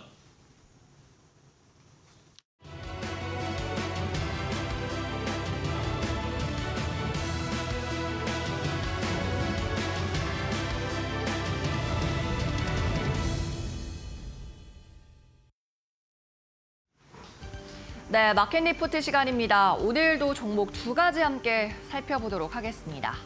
IBK 투자증권의 LG 디스플레이 먼저 볼 텐데요. 제목에 3분기 부진, 하지만 4분기 비용 개선 효과 기대라고 적었습니다. 3분기 실적 프리뷰부터 해보면 LG 디스플레이 매출은 3분기에 6조 9천억 원을 기록할 걸로 보이고요. 영업이익은 마이너스 3,500억 원대, 즉 영업 적자가 예상되는 상황입니다. 이는 기존 전망치 대비해서 소폭 줄어든 수치고요. 제품별로 보면 모바일 쪽에서는 큰 변화가 없을 걸로 예상되지만 TV와 IT에서 매출이 전망치를 하회할 것 같습니다. 3분기 실적은 이렇습니다만 제목에서 볼 수 있는 것과 같이 4분기 실적에 희망을 걸면서 목표 주가는 기존 수준을 유지했습니다. 16,000원의 목표 주가 유지했고 투자 의견도 매수 달았습니다. 이어서 다음 장 통해서 더 자세히 살펴보도록 하겠습니다. 기대가 됐었던 IT OLED는 영업 적자로 전환할 것 같습니다. 지난 2분기 물량 가운데 상당 부분이 재고로 남아있어서 3분기에는 출하가 크게 부진할 것으로 IBK에서는 전망하고 있는데요. 이 원인을 두고 패널의 수요가 상반기에 집중된 영향이다라고 해석하고 있습니다. 또 미국에서 이제는 금리 인하가 시작됐습니다. 지난 2분기 수출주들의 실적을 일제히 끌어올렸던 요인 가운데 하나가 바로 환율이었는데요. 이 원달러 환율이 약세로 전환하면서 상대적으로 3분기에는 수익성이 부진할 것으로 예상을 했고요. 또 구조조정 비용도 추가 발생할 걸로 봤습니다. 물론 3분기에는 이렇게 2분기 대비해서 적자 폭이 커질 것 같습니다만 3분기 이후에는 이 비용 구조가 큰 폭으로 개선될 걸로 기대하고 있는데요. 즉 4분기부터는 기대가 있다는 겁니다. 특히 POLED가 3분기부터 본격적으로 생산에 들어가는 영향을 받겠다라고 기술을 했는데 생산 시작은 3분기지만 상당 부분 물량이 4분기에 집중될 것으로 보입니다. IBK 투자증권에서는 POLED 물량 연간 7천만 대를 상회할 것으로 집계하고 있고요. 여기에 따라 연간 흑자도 기대하고 있는 상황입니다. 이 POLED 물량과 더불어서 WOLED 물량도 연중 4분기에 최고 수준을 기록하겠는데요. 여기에 따라 LG 디스플레이 전체 실적도 4분기에 연중 최고 수준을 기록하겠고요. 대폭 흑자가 예상되는 상황입니다. 즉, 이 같은 4분기 실적이 아직 주가에 반영되지 않았기 때문에 목표 주가를 16,000원 수준으로 여전히 유지를 했고요. 현재 주가 수준 12,000원 대비해서 주당 약 4,000원 정도의 상승 여력이 있다고 보고 있습니다. 네, 이어서 다음 리포트 확인해 보겠습니다. 이번에도 IBK투자증권의 리포트고요. BGF 리테일 확인해 보도록 하겠습니다. 제목에는 상대적으로는 안정적이나 다소 아쉽다라고 달았네요. 일단 편의점 업황이 녹록하지 않습니다. 소비가 위축되고 있기 때문이죠. 이 같은 2분기 업황과 마찬가지로 3분기에도 업황은 주춤하겠습니다. 그래프를 먼저 보시면 매출액이 2분기 대비해서 3분기 소폭 늘었다가 4분기에는 다시 소폭 감소할 걸로 보이고요. 영업이익률이 3분기 3.9%에서 4분기에는 2.5%로 큰 폭 하락하겠습니다. 지난 7, 8월에 기존점의 회복력이 더뎠는데요. 7월에는 날씨적인 이슈가 있었습니다. 강우, 즉 비가 왔었고 무더위도 있었기 때문에 집객력이 예상치를 하회하는 모습을 나타냈던 게 7월이고요. 또 8월 같은 경우에는 성장이 있긴 있었습니다만 의미 있는 성장률이라고 보기는 좀 어려웠습니다. 이 같은 여름에 좋지 않았던 추세를 9월에도 벗어나기 힘들다고 본 거고요. 목표 주가 기존 수준인 16만 원을 유지했고 투자 의견도 매수 유지했습니다. 다음 장 통해서 더 자세히 확인해 보시죠. BGF 리테일 그렇지만 3분기에 영업이익이 소폭 개선될 것으로 봤습니다. 기존 점의 성장률이 좋지는 않지만은 영업이익은 개선될 걸로 봤는데 그 원인으로 세 가지를 들었습니다. 첫 번째로 본부 임차가 점주 임차 대비 증가하고 있다는 것. 두 번째는 계절성 제품 판매가 잘 되면서 마진율이 개선될 거라는 점. 세 번째는 지난해 기저 효과를 볼 수 있다는 겁니다. 이 본부 임차 같은 경우에는 임차 비용이나 권리금을 본사에서 지불하고 대신 점주에게서 받는 가맹 수수료를 더 많이 받는 건데요. 즉 본사에서 투자 리스크를 많이 지는 대신 이익도 많이 가져가겠다는 겁니다. 이 같은 구조적인 어떤 변화로 인해서 수익성을 좀 방어하고 있다고 보고 있는 거고요. 또 3분기에도 영업이익이 개선되겠지만 7, 8월 대비해서 9월에도 월간으로도 개선 가능성이 있습니다. 지난 8월에 기저가 높았음에도 불구하고 어쨌든 성장으로 전환을 했다는 점, 그리고 빙과 및 주류, 아이스크림과 술 매출의 호조세가 9월에도 이어질 가능성을 보고 있는 겁니다. 물론 하반기 소비 시장이 계속 위축이 되고 있고 경기가 회복될 요인이 뚜렷하게 나타나지 않고 있는 상황이지만 동사는 본부 임차를 늘리면서 구조적으로 수익성을 방어하고 있다고 총평했습니다. 네, 이상으로 마켓 리포트에서 살펴봤습니다.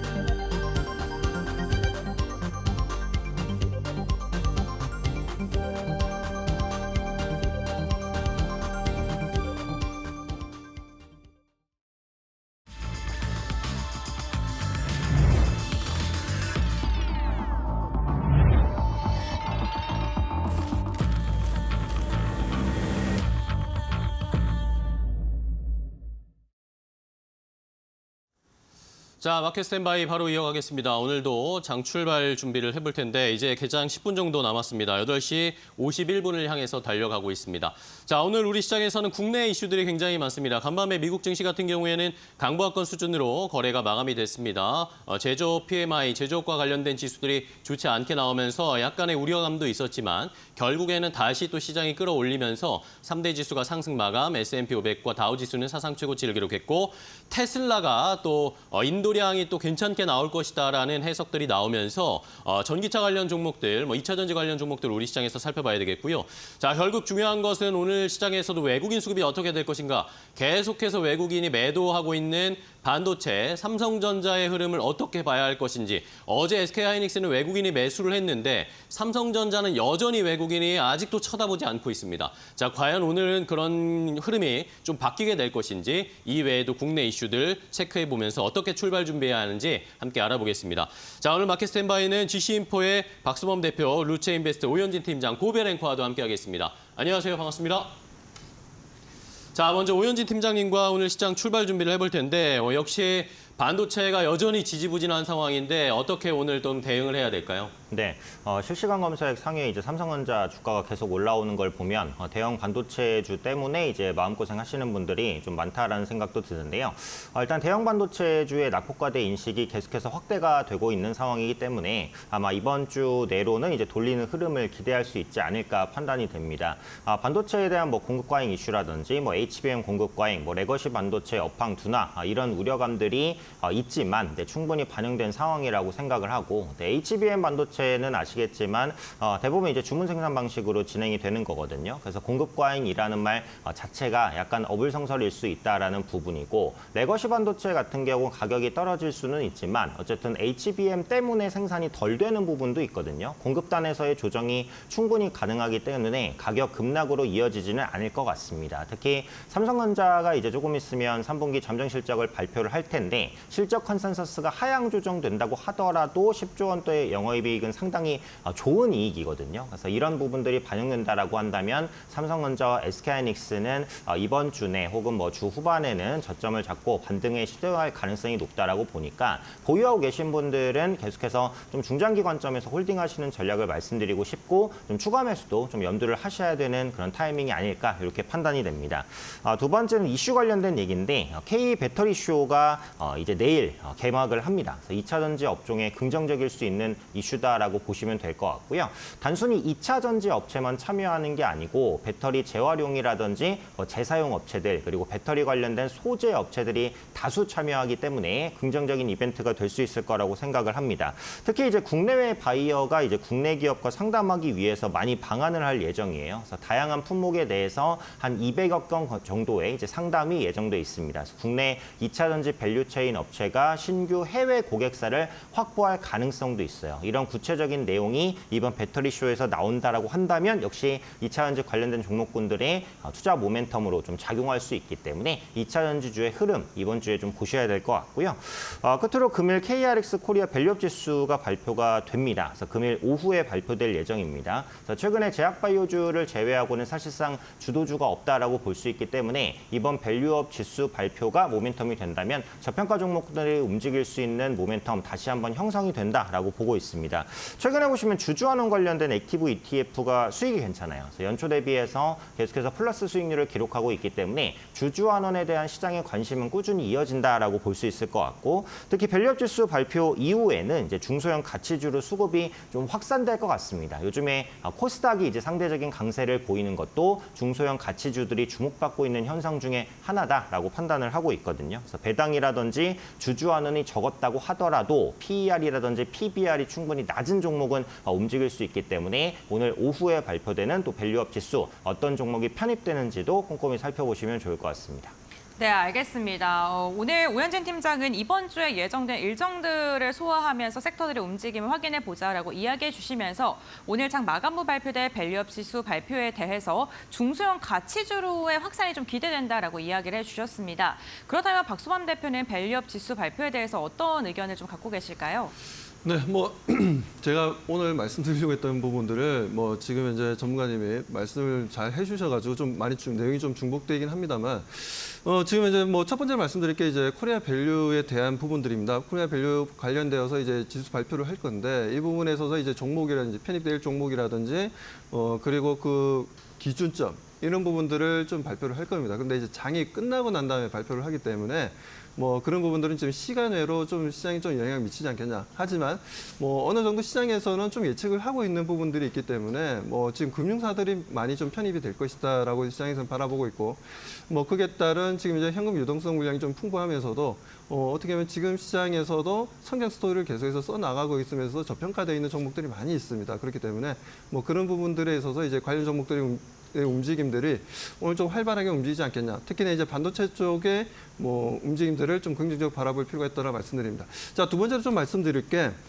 지금 관세청에서 최근에 지금 9월 1일부터 해서 20일까지 해서 지금 수출입 현황에 대해서 통계를 나왔습니다. 나온 내용들을 좀 보게 되면 일단 수출 쪽에서는 중국 쪽이 21.6%로 가장 많이 우리가 수출을 많이 했고요. 두 번째로는 이제 미국 쪽인데 17.3%.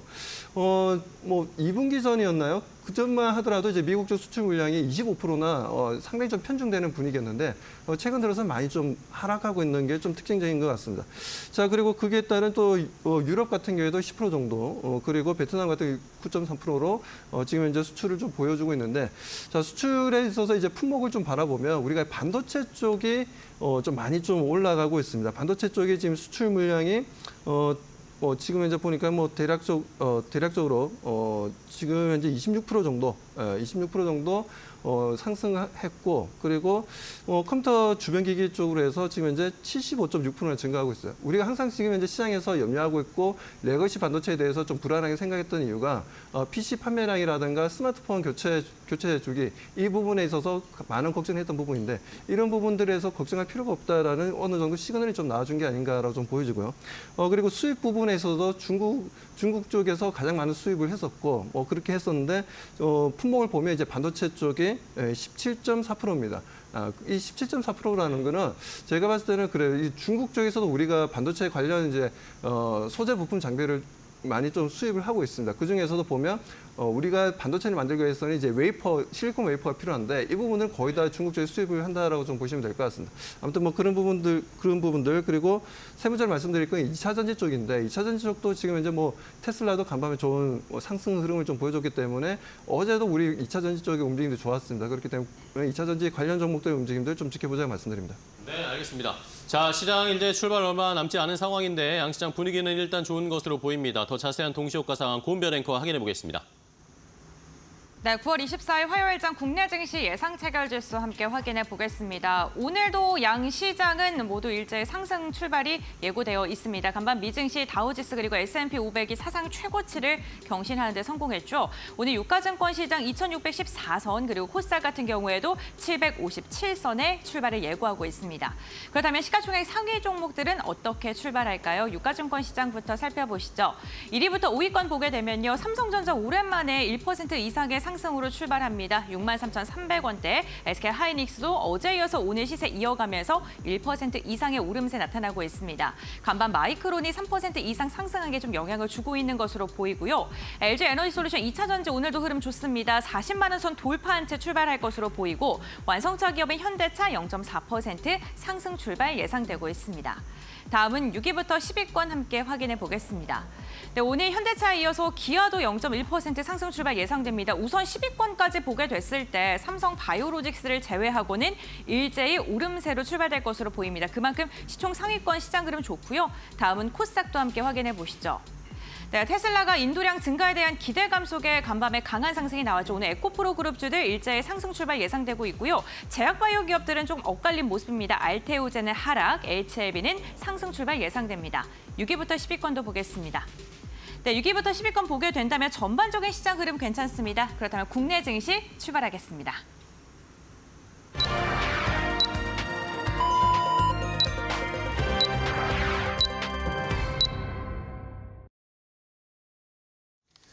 자, 2024년 9월 24일 화요일 국내 증시 출발을 했습니다. 이번 주에는 결국에 마이크론 테크놀로지의 실적 발표 이후에 반도체 관련 종목들이 어떤 움직임을 보여줄 것인가 우리 시장에서 추미의 관심이 모여지고 있는 상황인데요.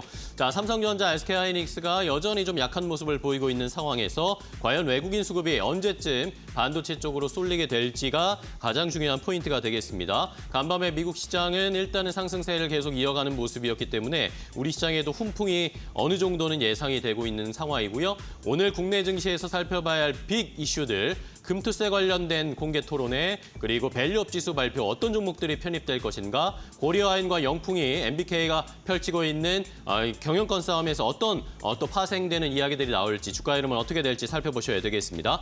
자, 양시장 일단 좋은 출발, 상승 출발 보였습니다. 삼성전자, SK하이닉스가 동반해서 상승 출발했기 때문에 코스피가 0.5% 정도 상승하면서 출발했고요. 삼성전자가 어제 62,000원대까지 종가 기준으로 떨어졌는데 다시 63,000원대 복귀하면서 0.8% 상승세 출발했습니다. SK하이닉스가 0.7% 가까이 163,000원에 거래를 시작했고요. 코스닥 시장은 오늘은 코스피보다는 약간 둔화된 모습인데 알테오젠과 HLB, 제약바이오가 오늘은 조금 쉬어가는 모습 나타내면서 엇갈리는 흐름을 나타냅니다. 자, 그렇다면 출발 상황 어떻게 흘러가고 있는지 고은배 랭커가 더 자세하게 확인해 보도록 하겠습니다. 네, 9월 24일 화요일장 국내 증시 출발을 했습니다. 우선 간밤 미증시 제조업이 위축 국면을 지속적으로 이어가고 있다라는 소식에 시장이 잠시 주춤거렸지만 연준 의원의 추가 금리 인하 가능성 발언으로 인해서 시장은 다시금 상승으로 돌아섰습니다. 다우와 S&P 500이 사상 최고치를 기록하면서 국내 증시 역시나 이에 대한 훈풍이 고스란히 유입되고 있는 오늘 개장 직후인데요. 우선 유가증권 시장 0.5%가량 상승하면서 2,616선 에서 출발 알렸고요. 코스닥 같은 경우에도 0.3%가량의 오름세가 나오면서 757선에서 움직임을 이어가고 있습니다. 특히나 오늘 더불어민주당이 금투세 유예와 관련된 끝장 토론에서 어떠한 언급이 나올지에 따라서 증시의 탄력도는 달라질 수 있는 만큼 이 부분을 좀 꼼꼼하게 확인을 해 주셔야 될 것 같습니다. 그렇다면 이데일리 스핀을 통해서 조금 더 자세한 이야기 확인해 보겠습니다. 사실 지금 시장에서 많은 분들께서 주목하고 계신 건 삼성전자의 흐름이 아닐까 싶습니다. 시가총액 상위 종목들의 흐름 함께 확인해 보시죠. 네, 삼성전자가 오늘 개장 직후에는 힘을 받고 있는 모습입니다. 0.6%가량 상승으로 출발했는데요. 다만 동시호가 상황과 비교한다면 다소 아쉬운 흐름이죠.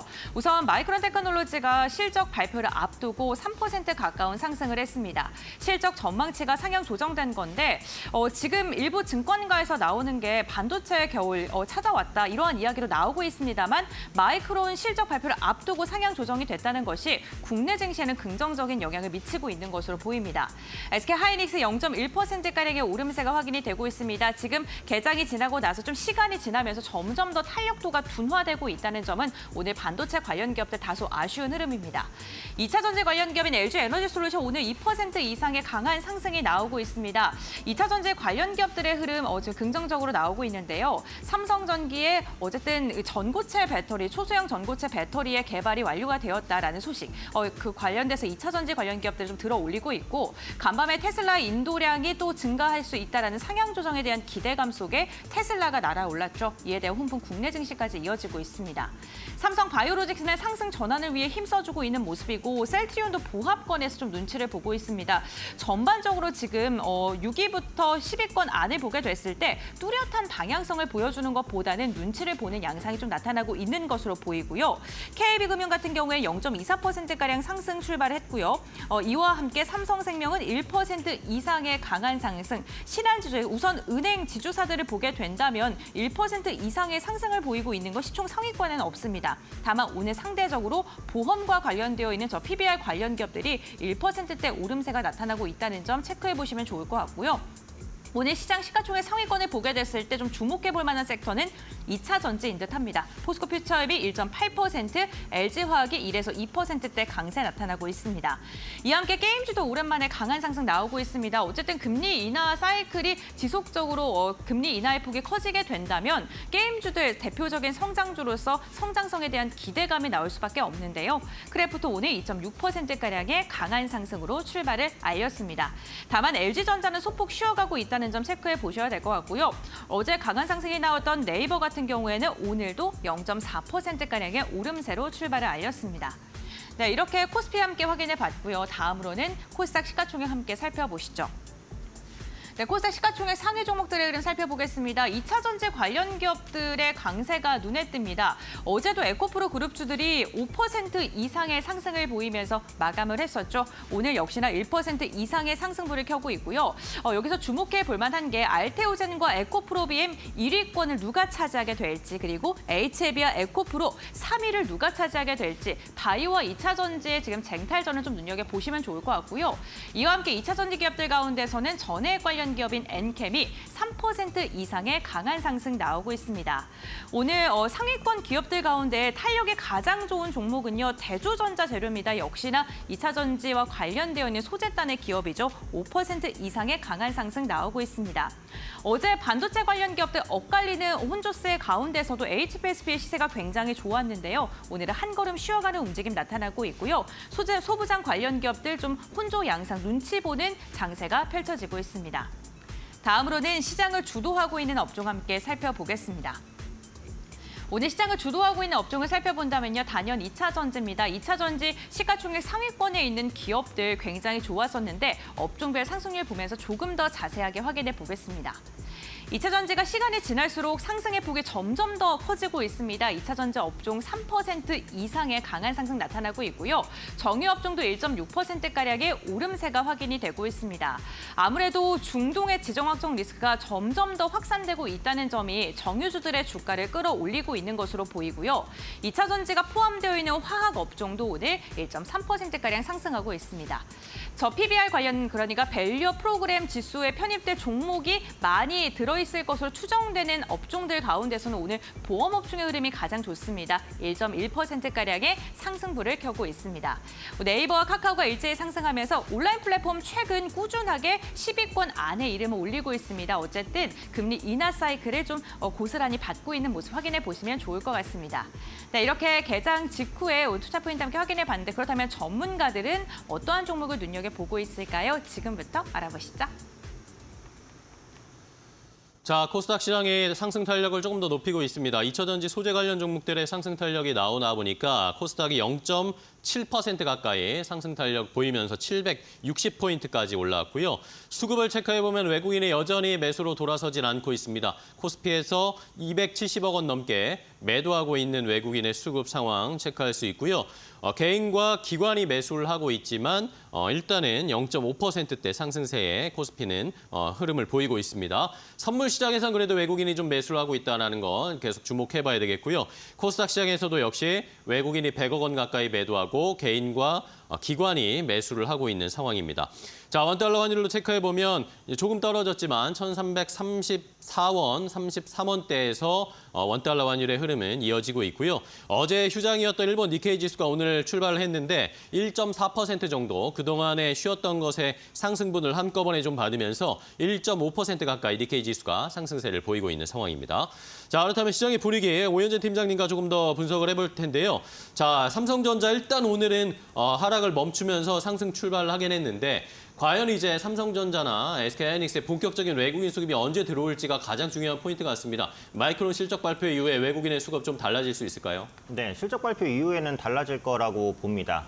호실적이 나오면 좋겠지만 저는 마이크론의 실적이 좋지 않아도 반등할 수 있다라고 봅니다. 왜냐면 어차피 이제 주식이라는 것은 이제 선반영이잖아요. 반도체에 대한 우려감이 있고 그 부분이 어떤 식으로든 확인된다라고 한다면 불확실성이 한꺼풀 벗겨지는 것은 맞기 때문에 그 다음부터는 저가 매수가 들어올 가능성은 있다라고 봐요. 물론 외국인이 매도해서 매수로 한 번에 전환하지는 않겠죠. 일단 기본적으로는 매도를 조금씩 줄인 다음에 이제 순매수로 전환할 거니까 V자 반등은 어렵습니다. 다만 바닥만 잡아줘도 반등의 신호라고 볼 수 있을 것 같으니까 앞서 말씀드린 대로 추가 분할 매수라든지 이런 부분들은 충분히 가능하다라고 말씀드리고 싶습니다.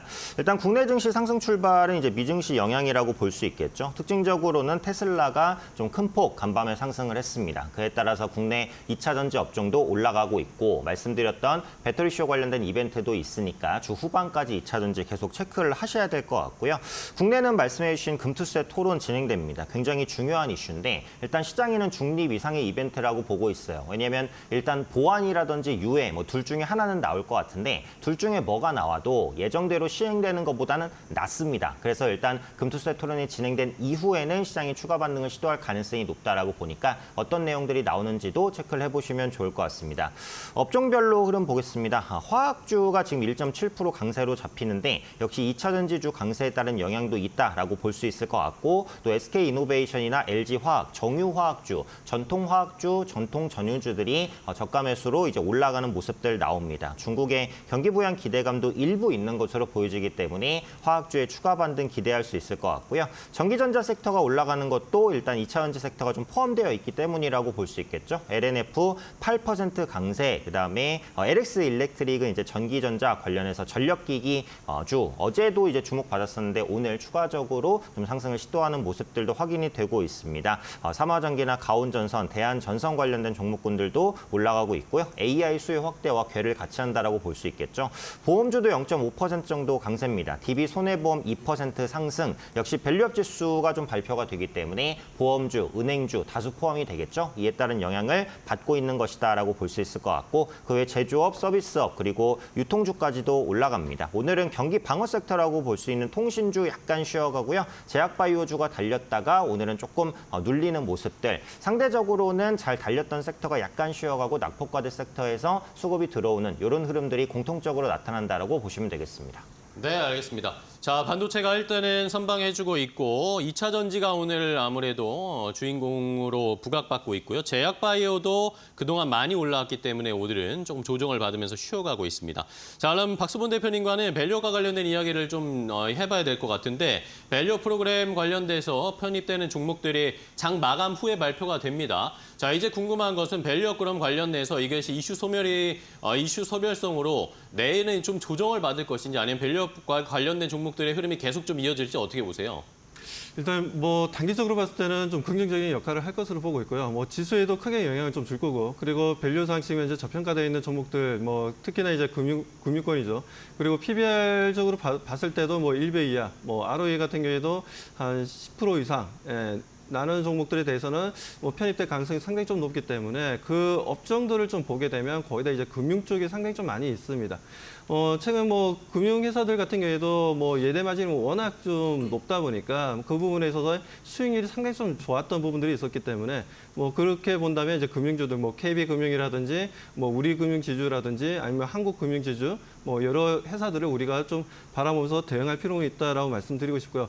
제가 봤을 때 어제부터 좀 움직인 것 같아요. 금융주들 같은 경우에는 어제 좀 살짝 양봉으로 전환되면서 뭐 크게 뭐 퍼포먼스는 보여주지 못했지만 조금씩 올라오고 있다는 부분들, 그리고 오늘 같은 시장에서도 뭐 견고하게 잘 움직임을 좀 보여주고 있기 때문에 이 부분들이 뭐 내일 정도 되면 어차피 장 끝나고 좀 발표되기 때문에 내일 정도 되면 어느 정도 뭐 강한 상승 흐름을 좀 보여주면서 차익 매도 물량이 좀 나오지 않을까. 그래서 오늘 같은 경우에는 지금 현재도 제가 봤을 때는 금융주들 같은 경우는 좀 담아도 괜찮다라고 좀 판단하고 있고요. 그리고 지금 시장에서는 좀 보시는 것처럼 지금 2차 전지 좀 강합니다. 특히나 대형주 쪽에서는 LNF가 지금 상당히 좀 강하게 지금 10%나 넘게 상승 흐름을 좀 잡아주고 있고, 뭐 그러다 보니까 뭐 지금 관련 정보도 SK이노베이션 같은 경우에도 좀 올라오고 5%나 좀 상승하고 있는데 정말 오르면 좀 올라오는 것 같아요. 이런 부분들이 아무래도 이제 미국에서 SK온의 배터리가 본격적으로 현대차 쪽에 납품한다는 이슈가 좀 나와주다 보니까 그 부분들이 지금 긍정적으로 SK이노베이션의 주가를 좀 끌어올리고 있는 거 아닌가라고 좀 보여지고요. 어제 같은 경우에 코스모 신소재가 좀 강한 흐름을 좀 보여줬는데 오늘도 강합니다. 오늘도 4% 정도 상승 흐름을 좀 잡아주고 있고요. 뭐 이렇게 해서 지금 포스코 퓨처엔도 마찬가지고 뭐 양극재라든지 어제 같은 경우에 에코프로 뭐 머팁, 에코프로 BM, 뭐 이런 에코프로 그룹주들이 좀 강세를 보여주는 흐름들이었는데 이 부분들이 전체적으로 좀 2차 전지 쪽으로 좀 확산되는 분위기이기 때문에 뭐 지금 상황에서는 단기적으로 봤을 때는 2차 전지가 좀 더 추가적인 상승 흐름도 좀 기대해봐도 좋지 않나. 그동안 어떻게 보면 뭐 늪에 빠져있던 2차 전지가 이제 투자 심리가 좀 살아나면서 본격적인 상승 랠리를 보여줄 수 있는 시점으로 좀 돌아서고 있다라고 좀 말씀을 좀 드리고 싶습니다.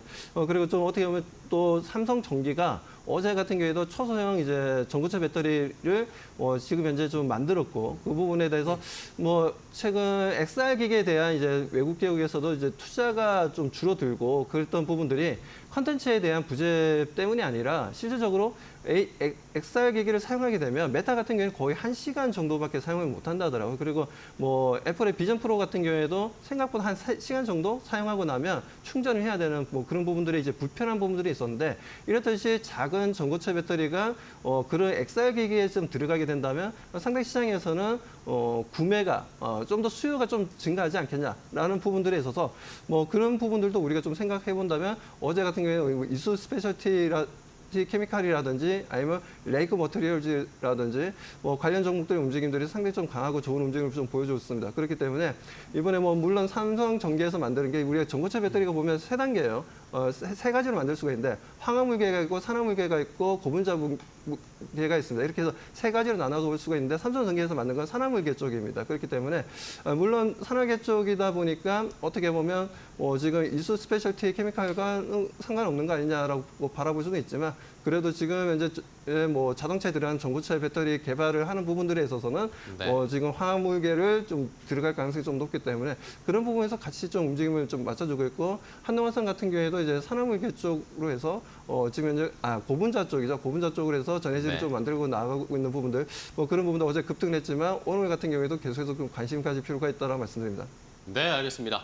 자, 오늘 시장 역시 뭐 2차 전지가 어제에 이어서 바통을 이어받았습니다. 계속해서 상승 탄력이 점점 높아지고 있는 상황인데요. 코스피에서도 LG 에너지 솔루션이 3% 가까이, 삼성 SDI도 3% 넘게, SK 이노베이션이 5% 넘게 급등하고 있고요. 포스코 퓨처엠도 5% 가까이 상승세, 코스닥에서 지금 에코프로 그룹주들이 어제에 이어서 4%, 5%대 상승세 기록하고 있고, 엔캠도 지금 무려 11% 넘게 급등세가 나타나고 있는 상황입니다. 자, 그렇다면 시장에서 뭐 2차 전지 외에도 어떤 업종과 종목에 더 관심을 많이 갖고 있을지 투자자들이 집중하고 있는 업종과 종목 고은별 앵커와 함께 확인해 보겠습니다. 네, 국내 증시 개장한 지 17분여 가까이 흐른 상황입니다. 투자자들의 검색 빈도가 높은 섹터 싱크풀을 통해 알아보겠습니다. 오늘 투자자들의 검색 빈도가 가장 높은 섹터는요, 딥페이크 관련된 이슈입니다. 22대 국회 대표의 민생 법안 중에 하나였던 이 딥페이크 성범죄 처벌 강화법이 국회 여성가족위원회를 통과했다라는 소식이 전해졌었죠. 26일 날 본회의에 상정될 예정이라고 하는데요. 그런 가능성이 점점 더 커지면서 이로 인해 딥페이크 관련된 종목군들 매수세가 강하게 쏠리고 있습니다. 이와 함께 STO도 법제화를 향한 기대감 속에서 오늘도 시세가 좀 나오고 있는 상황이고요. 어제에서 오늘도 전고체 섹터에 대한 관심이 굉장히 뜨겁습니다. 삼성전기와 관련된 이슈가 전고체 전반적인 훈풍으로 작용을 하고 있습니다. 간밤 테슬라의 강세 속에 오늘 2차 전지 관련 기업들 시가총액 상위 종목들의 흐름도 굉장히 강한 상황이죠. 오늘 투자자들의 검색 빈도도 2차 전지 관련주들 이어지고 있는 상황입니다. 태양광을 향해서도 오늘 검색을 많이 하고 있습니다. 해리스 부통령이 최대 격전지인 펜실바니아에서 트럼프 전 대통령을 4%포인트 차이로 앞선다라는 소식이 전해지고 있습니다. 그래서 오늘 신재생 에너지 그 가운데서도 태양광 관련된 검색도 굉장히 높다는 점 체크해 보시면 좋을 것 같습니다. 이렇게 싱크풀을 통해서 투자자들의 검색 빈도가 높은 섹터 알아봤고요. 이데일리 스크린을 통해서 시장을 주도하고 있는 종목들 살펴보겠습니다. 먼저 상승률 상위 종목부터 확인해 보겠습니다. 오늘 상승률 상위 종목을 보게 된다면요.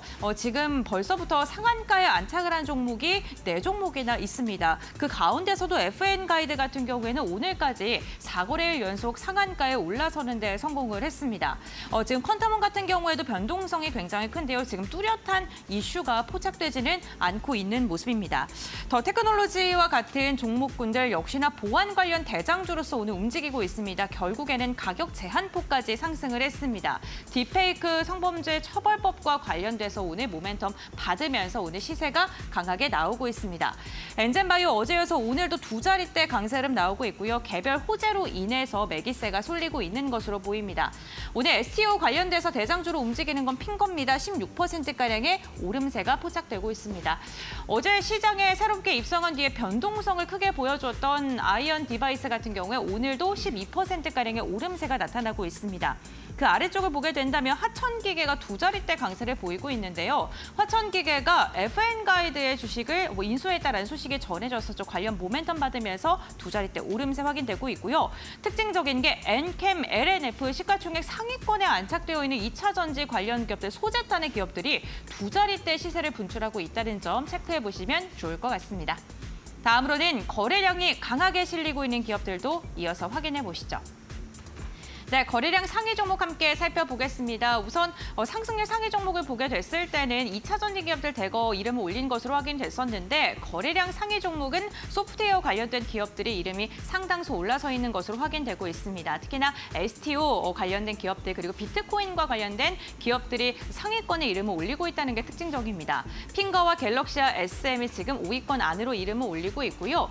이와 함께 오늘 갤럭시와 머니트리도 5% 이상의 상승부를 켜고 있는데 거래량이 실리면서 시세를 분출하고 있는 것으로 나타나고 있습니다.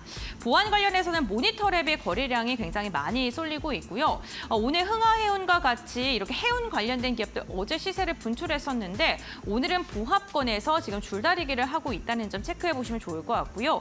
유한양행 같은 경우에도 오늘은 차익 매도 물량이 출회가 되면서 이로 인해 한 걸음 쉬어가고 있는 모습이 나타나고 있습니다. 이렇게 개장하고 나서 특징주까지 확인해 봤습니다. 계속해서 전문가들의 의견도 들어보겠습니다.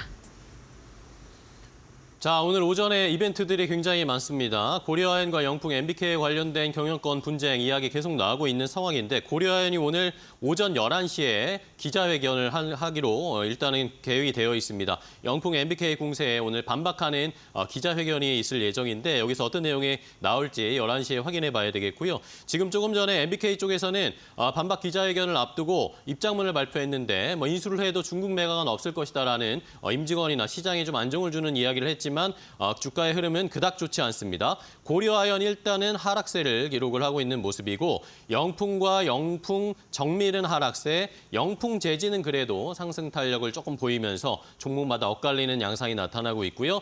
그리고 오전 10시에는 또 금투세 관련된 토론회가 시작이 되니까 여기에서 어떤 이야기가 나올지 오전에 관심 가져야 할 이슈들이 많은 상황입니다. 자, 그렇다면은 오현진 팀장님과 종목들을 더 자세하게 한번 체크해 볼까요? 어떤 종목 보십니까? 네, 딥페이크에 대한 이슈가 계속 나오고 있기 때문에 관련주로 말씀해 주신 모니터랩 한번 보겠습니다. 방화벽과 이제 보안 게이트웨이 사업을 영위하는 보안주입니다. 근데 시총이 굉장히 작기 때문에 이슈에 민감할 수밖에 없을 것 같아요. 그래서 딥페이크 관련된 이슈가 나올 때 어제장 시외 상한가를 기록하는 모습 나타났고요. 성범죄 처벌 강화 법안이 어제 국회 상임위를 통과를 했습니다. 그래서 딥페이크 관련된 탐지 기술에 투자를 확대하겠다라는 내용도 나왔고, 그래서 이런 부분들이 보안 관련주에 긍정적이라고 볼 수 있겠죠. 또 딥페이크를 이제 차치한다고 하더라도 AI 기술이 발전을 하고 있기 때문에 정보 보안에 대한 중요성은 계속해서 커집니다. 이게 4차 산업이라는 것은 결국은 연결이거든요. 사람과 가전, 자동차, 로봇 뭐 이런 것들이 유기적으로 연결되는 건데 그 연결고리가 해킹당하게 된다면 그 데미지는 엄청나게 크겠죠. 그래서 이런 부분을 방지하기 위한 이제 보안 업체들의 투자도 계속해서 증가할 가능성이 높기 때문에 동사를 포함한 보안주에 대한 관심 당연히 필요하다라고 보고 있습니다. 다음으로 K옥션 한번 보겠습니다. 오늘 장중에 이제 한 6-7% 정도 갔다가 지금 눌림인데 26일에 STO 포럼 간담회가 개최가 됩니다. 그래서 STO 법제화 관련된 토론이 좀 진행될 것 같고요. 토큰증권 발행과 거래가 확대될 수 있다라고 보죠. 이게 바로 조각투자랑 이어지는 부분이라고 보시면 되겠습니다. 뭐 한우 조각투자, 위술품 조각투자 예전에 잠깐 이제 이슈가 됐다가 최근에 좀 사그라들었는데 STO 법제화가 가시화된다라고 한다면 이 조각투자 시장이 다시 살아날 수 있어요. 그럼 기본적으로 수혜를 받을 수 있는 종목이 옥션 관련된 종목이겠죠. 뭐 K옥션, 그다음에 서울옥션, 네, 이런 종목들이 STO 법제화 관련해서 움직일 수 있는데 26일 날 이 이벤트가 예정되어 있기 때문에 주 후반 옥션 관련된 종목군들 추가적으로 움직일 수 있다라고 보시면 되겠습니다. 끝으로 KMW 한번 보겠습니다. 5G 거의 대장격 종목인데 거의 시장에서 잊혀진 종목이라고 볼 수 있겠죠. 근데 지금 저점 매수가 들어옵니다.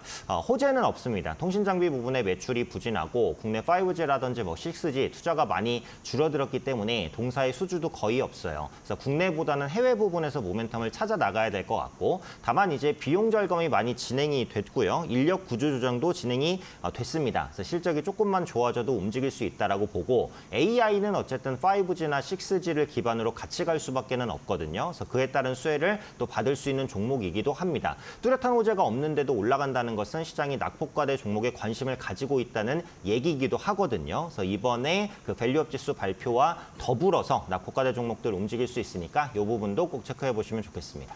네, 알겠습니다. KMW 통신주도 한번 코멘트를 해주셨어요. 자, 그러면 또 어떤 종목을 더 살펴봐야 할지 오늘 뭐 제약바이오가 좀 약한 모습인데 박수범 대표님과 또 주목해볼 만한 종목들 체크해볼까요? 네, 뭐 어제 같은 경우에는 뭐 삼성바이오로직스를 비롯해서 뭐 어제 뭐 셀트리온도 마찬가지였죠. 다들 좀 강세 흐름을 좀 보여주는 모습들이었습니다.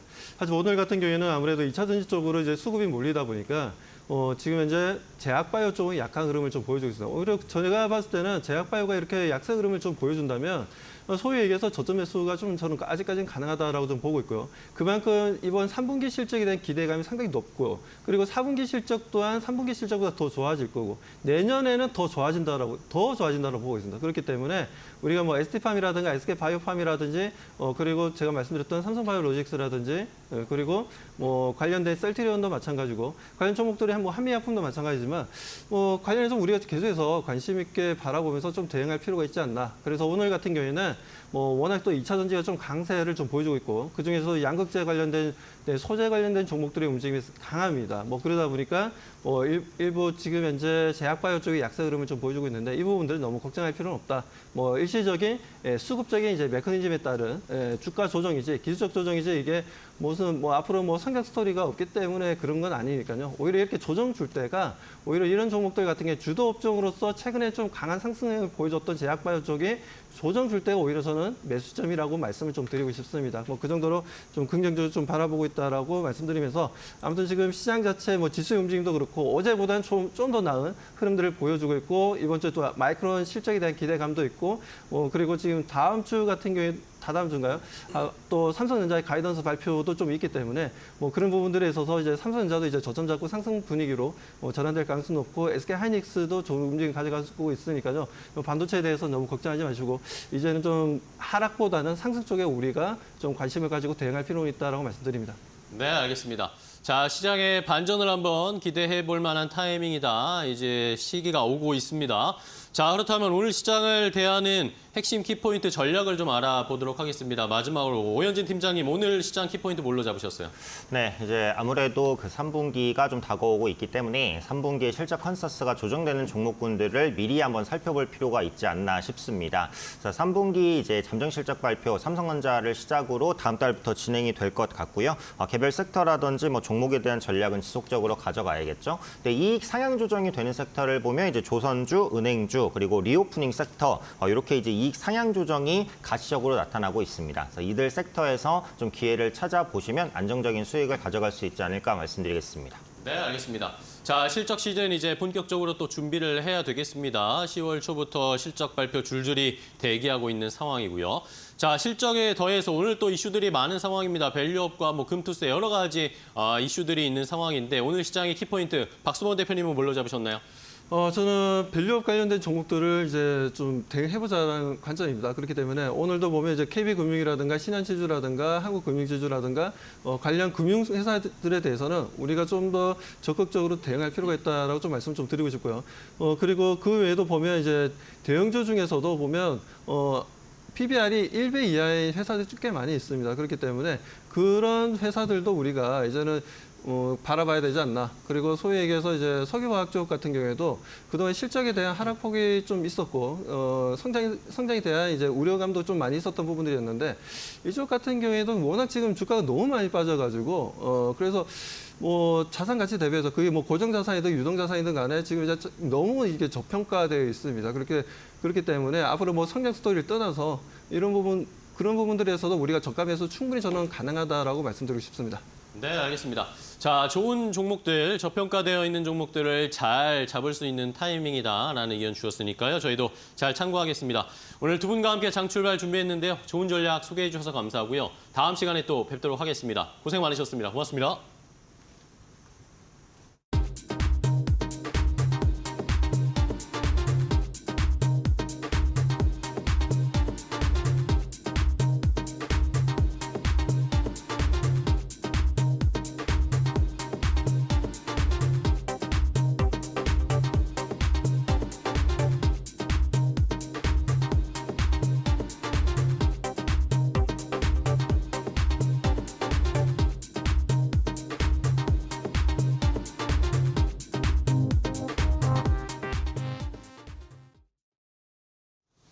자, 이제 오늘 시장에서 잘 달릴 수 있을 만한 좋은 종목을 한번 골라보도록 하겠습니다. 오늘장 선발 종목 시간인데요.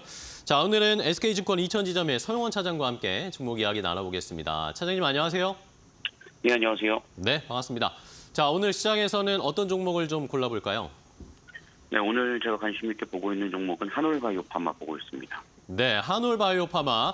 오늘 뭐 제약바이오주들이 조금 쉬어가는데 그동안의 추세 흐름은 너무 좋은 상황이니까 오히려 이런 때 좀 매수를 해봐도 괜찮을까요? 네, 맞습니다. 일단 최근에 시장이 좀 밀릴 때도 제약바이오주들이 좀 견조한 흐름들을 좀 보였고요. 뭐 오늘은 좀 쉬어가는 모습이지만 오히려 좀 매수 기회도 잡아볼 수 있지 않을까라고 생각을 하고 있는데요. 뭐 자가면역 질환 치료제인 바토클리맙에 대해서 미국 이상에서의 효능이 좀 나왔고 연내 3상도 개시를 할 것이다라는 얘기들까지 계속해서 좀 나오고 있는 상황입니다. 일단은 좀 그 모멘텀을 좀 받으면서 주가가 최근에 좀 시세가 좀 들어온 모습이다라고 볼 수 있겠고요. 이러한 점들과 더불어서 외국인 수급들도 상당히 좀 강하게 좀 들어와 주고 있는 상황입니다. 그렇기 때문에 박스권 중간 부분에서는 충분히 좀 매수 기회로 좀 잡아보시면서 상단을 좀 노려보실 수 있는 부분들은 될 것으로 판단이 되고요. 특히나 지금 시장의 움직임들이 업종의 좀 시속 게임이 굉장히 좀 큽니다. 그런 상황에서 상승 종목의 추격보다는 좀 눌림 목자를 이용해서 다음 섹터의 움직임을 좀 기다리시는 것도 하나의 투자 방법이 될 수 있다라고 말씀을 좀 드릴 수 있겠습니다. 네, 좋습니다. 제약바이오 오늘 기회가 온 것으로 좀 판단을 하셨는데 그러면 한올바이오파마 가격 전략을 어떻게 잡으면 좋을까요? 네, 뭐 현재 가격에서도 매수 자리는 충분할 것으로 예상이 되고 있고요. 네. 현재가가 뭐 일목균형부상에서의 기준선 가격이기 때문에 뭐 38,000원 이하권이면 뭐 충분히 가능할 것으로 예상이 좀 되고 있고 1차적 목표가는 뭐 전고점 자리인 4만 원대에 대해서 4만 500원 좀 잡아드릴 수가 있겠습니다. 그리고 손절가는 기술적 이탈 자리인 3만 5천 원짜리 잡고 좀 대응을 해나가 보시면 좋을 것 같습니다. 네, 알겠습니다. 자, 한올바이오파마 오늘 뭐 조정 나올 때 좀 매수하자는 의견 주셨으니까요. 저희도 시장에서 조금 더 집중해 보도록 하겠습니다. 자, 오늘 좋은 종목 소개해 주셔서 감사하고 다음 시간에 또 뵙겠습니다. 고맙습니다. 네, 감사합니다. 네, 잘 들었습니다. 자, 오늘장 선발 종목으로 이렇게 한올바이오파마를 골라봤습니다. 제약바이오 오히려 쉴 때 지금 추세 흐름이 깨지지 않은 상황이니까 계속해서 좀 더 주가가 올라갈 수 있을지 오히려 오늘 기회를 잘 포착해 보셔서 좋은 종목 담아보시기 바랍니다. 지금까지 오늘장 선발 종목이었습니다.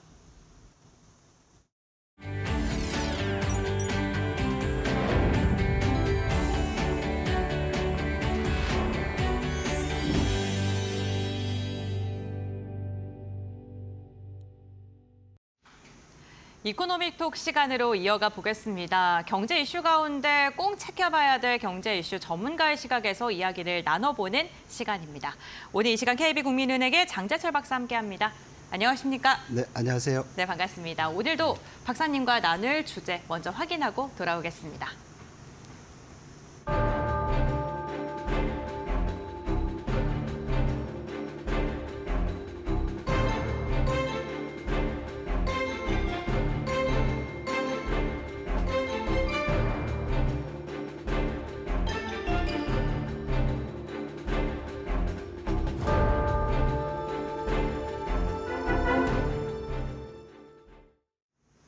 네, 국내 증시의 체력이 굉장히 연약해져 있는 상황입니다. 국내 증시 체력을 붙돋아 줄 수 있는 여러 가지 이슈에 대해 이야기를 나눠보도록 하고요. 관련 모멘텀 알아보겠습니다. 먼저 추석 연휴가 끝나고 어제 20일까지의 수출 데이터가 발표가 됐습니다. 지난해보다는 1%가량 줄어든 것으로 확인이 됐는데요. 사실 지난달까지 보게 되면 11개월 연속 수출 증가세가 이어진 거거든요. 박사님께서는 어떻게 바라보셨나요?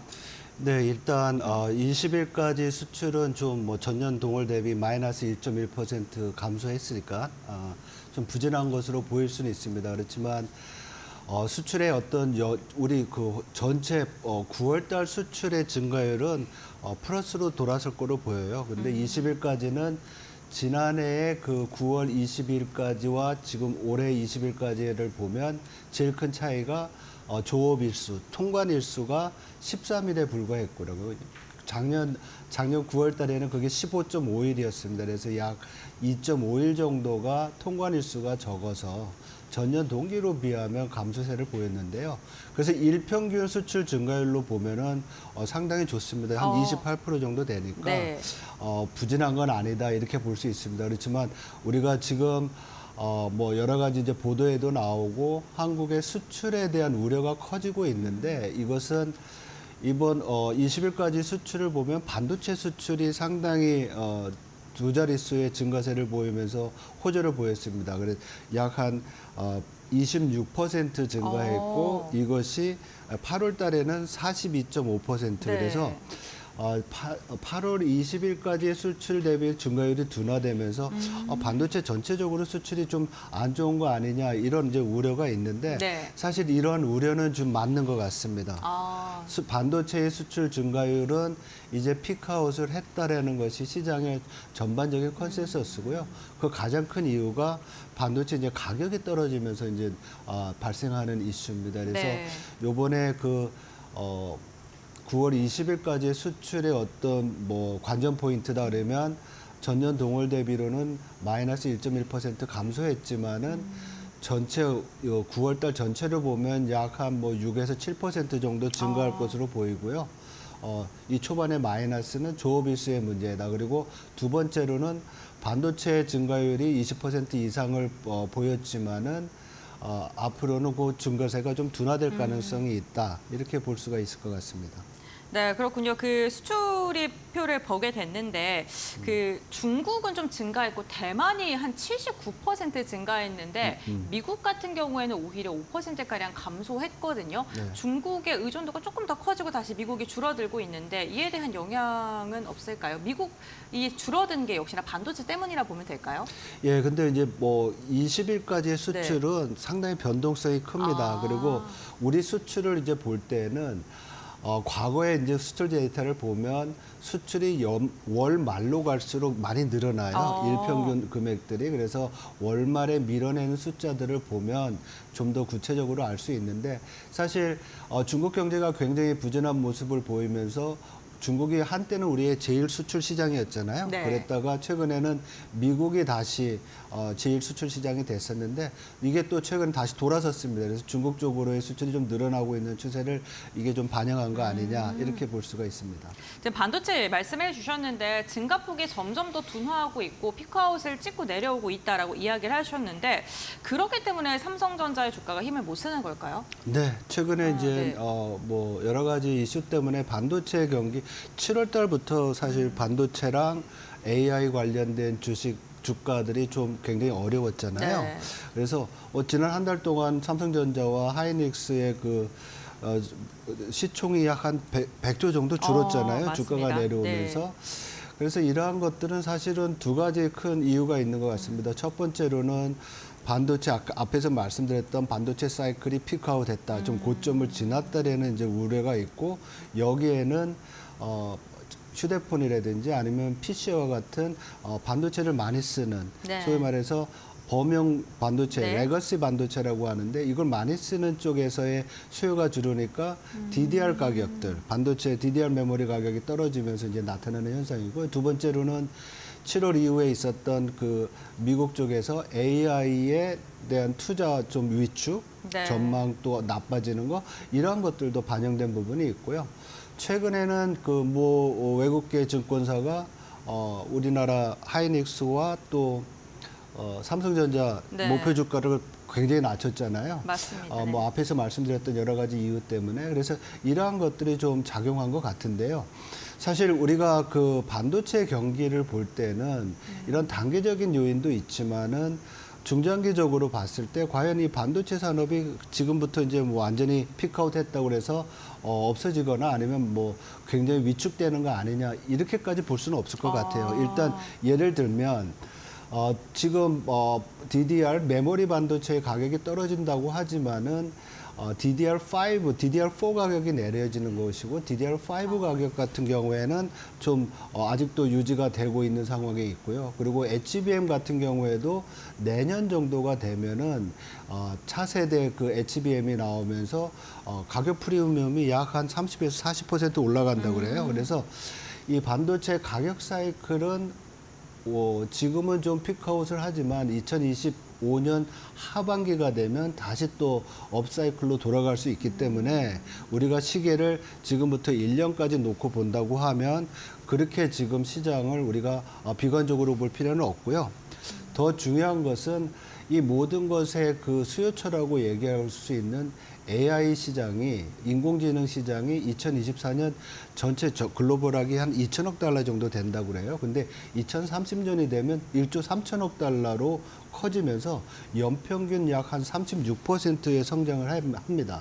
그래서 이러한 반도체의 수요가 있는 시장이 지속적으로 클 부분이 있기 때문에 약간의 단기적인 사이클이 있더라도 그렇게 비관적으로 볼 필요는 없지 않나.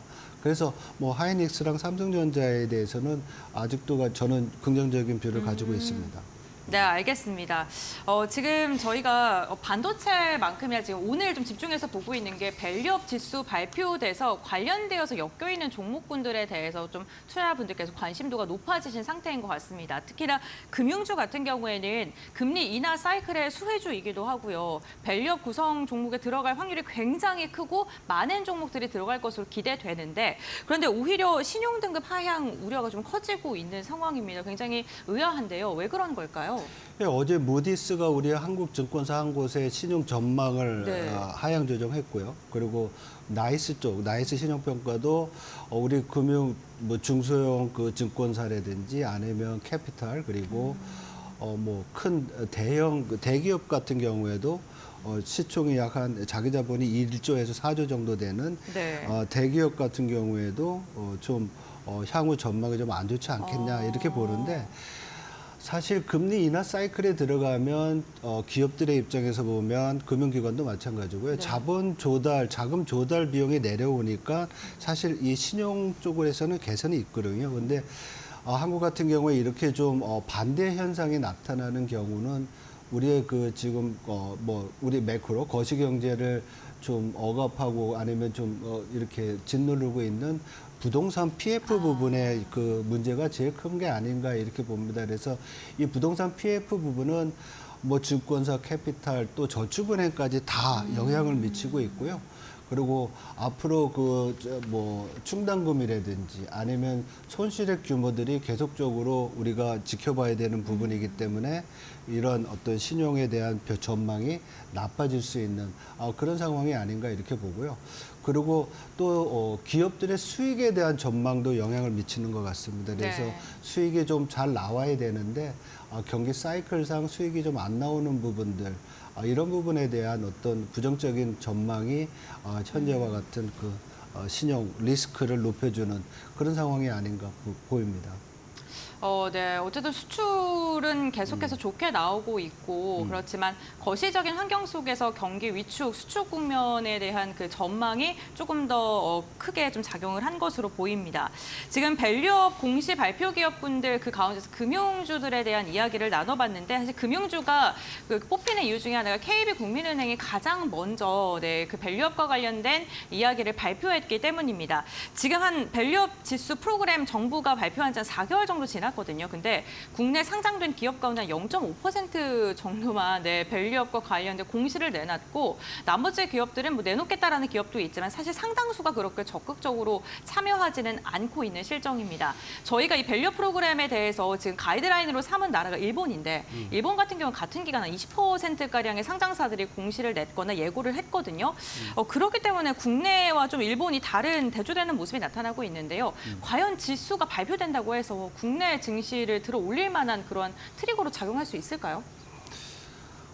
밸류 프로그램이 작동된 이유 중에 네. 하나가 우리 상장사, 상장 기업들이 저평가된 부분이 많다는 것이고 또 지금 말씀하신 것처럼 우리 KB 금융지주도 그렇고 특히 금융은행업권에 네. 대한 저평가가 되게 심했잖아요. 그래서 이런 부분을 개선시키고자 발표된 것이 밸류어 프로그램이고 올 초부터 사실 정부와 또 이 금융산업 쪽에서도 상당히 준비를 많이 해가지고 여러 가지 일들이 있었죠. 뭐 공시를 한다든지 또 공시 예고한다든지. 네. 근데 지금 앵커께서 말씀하신 대로 그 진도율을 보면 일본에 비해서는 상당히 부진하죠. 네. 그리고 더욱이 이제 이 프로그램을 실행했음에도 불구하고 우리 PBR 기준으로 봤을 때 PBR이 1배가 좀 넘어야 되는데 이건 밑으로 갔던 기업들이 올 초에 한 516개 정도였는데 네. 이것이 최근까지 보면 다시 밑으로 내려간 게 560개로 더 늘어났어요. 그래서 밸류어 프로그램을 한다고 했지만 시장에서는 이런 어떤 부진한 모습들이 보이고 있고 또 앵커께서 말씀하셨지만은 이러한 밸류업에 대한 어떤 공시라든지 공시를 예고한 그러한 기업들이 전체 상장사의 약 한 1.5%밖에 안 돼요. 정말 적네요. 네. 그래서 참여율이 저조한데 또 긍정적인 면도 있습니다. 이렇게 공시한 기업들의 주가 상승률을 보면은 우리가 약 한 38개거든요. 공시를 네. 하거나 예고한 기업들이. 그래서 1.5%지만 그 기업들 38개 중에서 29개 기업들의 주가가 평균적으로 약 한 8% 정도, 7.6% 정도 상승했다고 합니다. 그래서 이러한 부분들은 또 긍정적인 요인이고요. 그래서 이거를 우리가 이제 단기적으로 봐야 되는 그런 어떤 것보다도 중장기적으로 밸류어 프로그램이 우리 기업들의 가치를 올려줄 수 있는 또 그리고 지배구조라든지 아니면 주주 환원율을 높이는 그런 노력으로 나타난다고 하면 중기적으로는 긍정적인 영향을 주지 않을까 이런 생각을 해볼 수 있을 것 같습니다. 그 밸류업과 관련돼서 질문 하나만 더 드리자면 사실 이 밸류업이라는 게 대기업들이 좀 끌고 가줘야 되는 부분이 있어야 될 것 같거든요. 근데 대기업들 입장 특히나 상속을 앞두고 있는 입장에서는 주가가 많이 오르게 되면 부담스럽잖아요, 세율이. 그렇다 보니까 오히려 주가를 뭐 누른다 이러한 이야기도 나오는데 결국에는 그렇기 때문에 월스트리트저널이 간밤에 또 우리나라의 밸류업 정책은 좀 힘을 받지 못할 것이다. 성장에 한계가 있다. 이러한 코멘트를 달기도 했습니다. 이에 대해서는 어떻게 생각하시나요? 네, 바른 지적이신 것 같고요. 네. 그래서 이거랑 관련돼 있는 부분이 사실은 상속세 이슈도 있고 네. 또 우리 그 금투세 맞습니다. 이러한 이슈도 있고 그래서 일단 시장 전체가 살아나기 위해서는 투심을 좀 개선시킬 수 있는 여러 가지 조치들이 필요한데 그게 지금 안 되는 부분이 있고요. 그리고 밸류어 프로그램들이 지속적으로 또 힘을 받기 위해서는 지금 말씀하신 것처럼 상속세 이슈라든지 또 여러 가지 또 참여를 제도적인 높일 수 있는 인센티브를 많이 주는 그런 노력들이 필요할 거로 보입니다.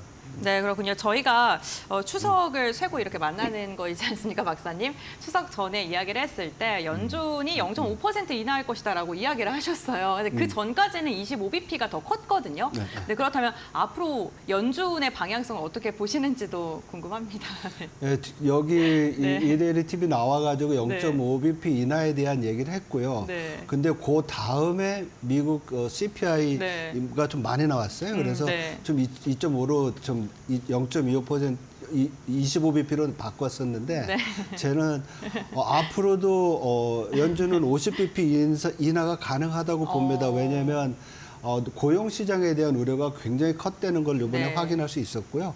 그리고 여러 가지 이슈로 봤을 때 고용 시장이 좀 급하게 안 좋아질 수 있는 또 개연성이 있기 때문에 향후에도 50bp 인하에 대한 그런 가능성을 우리 열어놔야 된다. 이렇게 볼 수 있을 것 같습니다. 네, 알겠습니다. 오늘도 박사님과 함께 다양한 증시를 밸류업할 수 있는 이야기를 나눠봤는데요. 오늘 말씀은 여기까지 듣도록 하겠습니다. 고맙습니다. 네, 고맙습니다.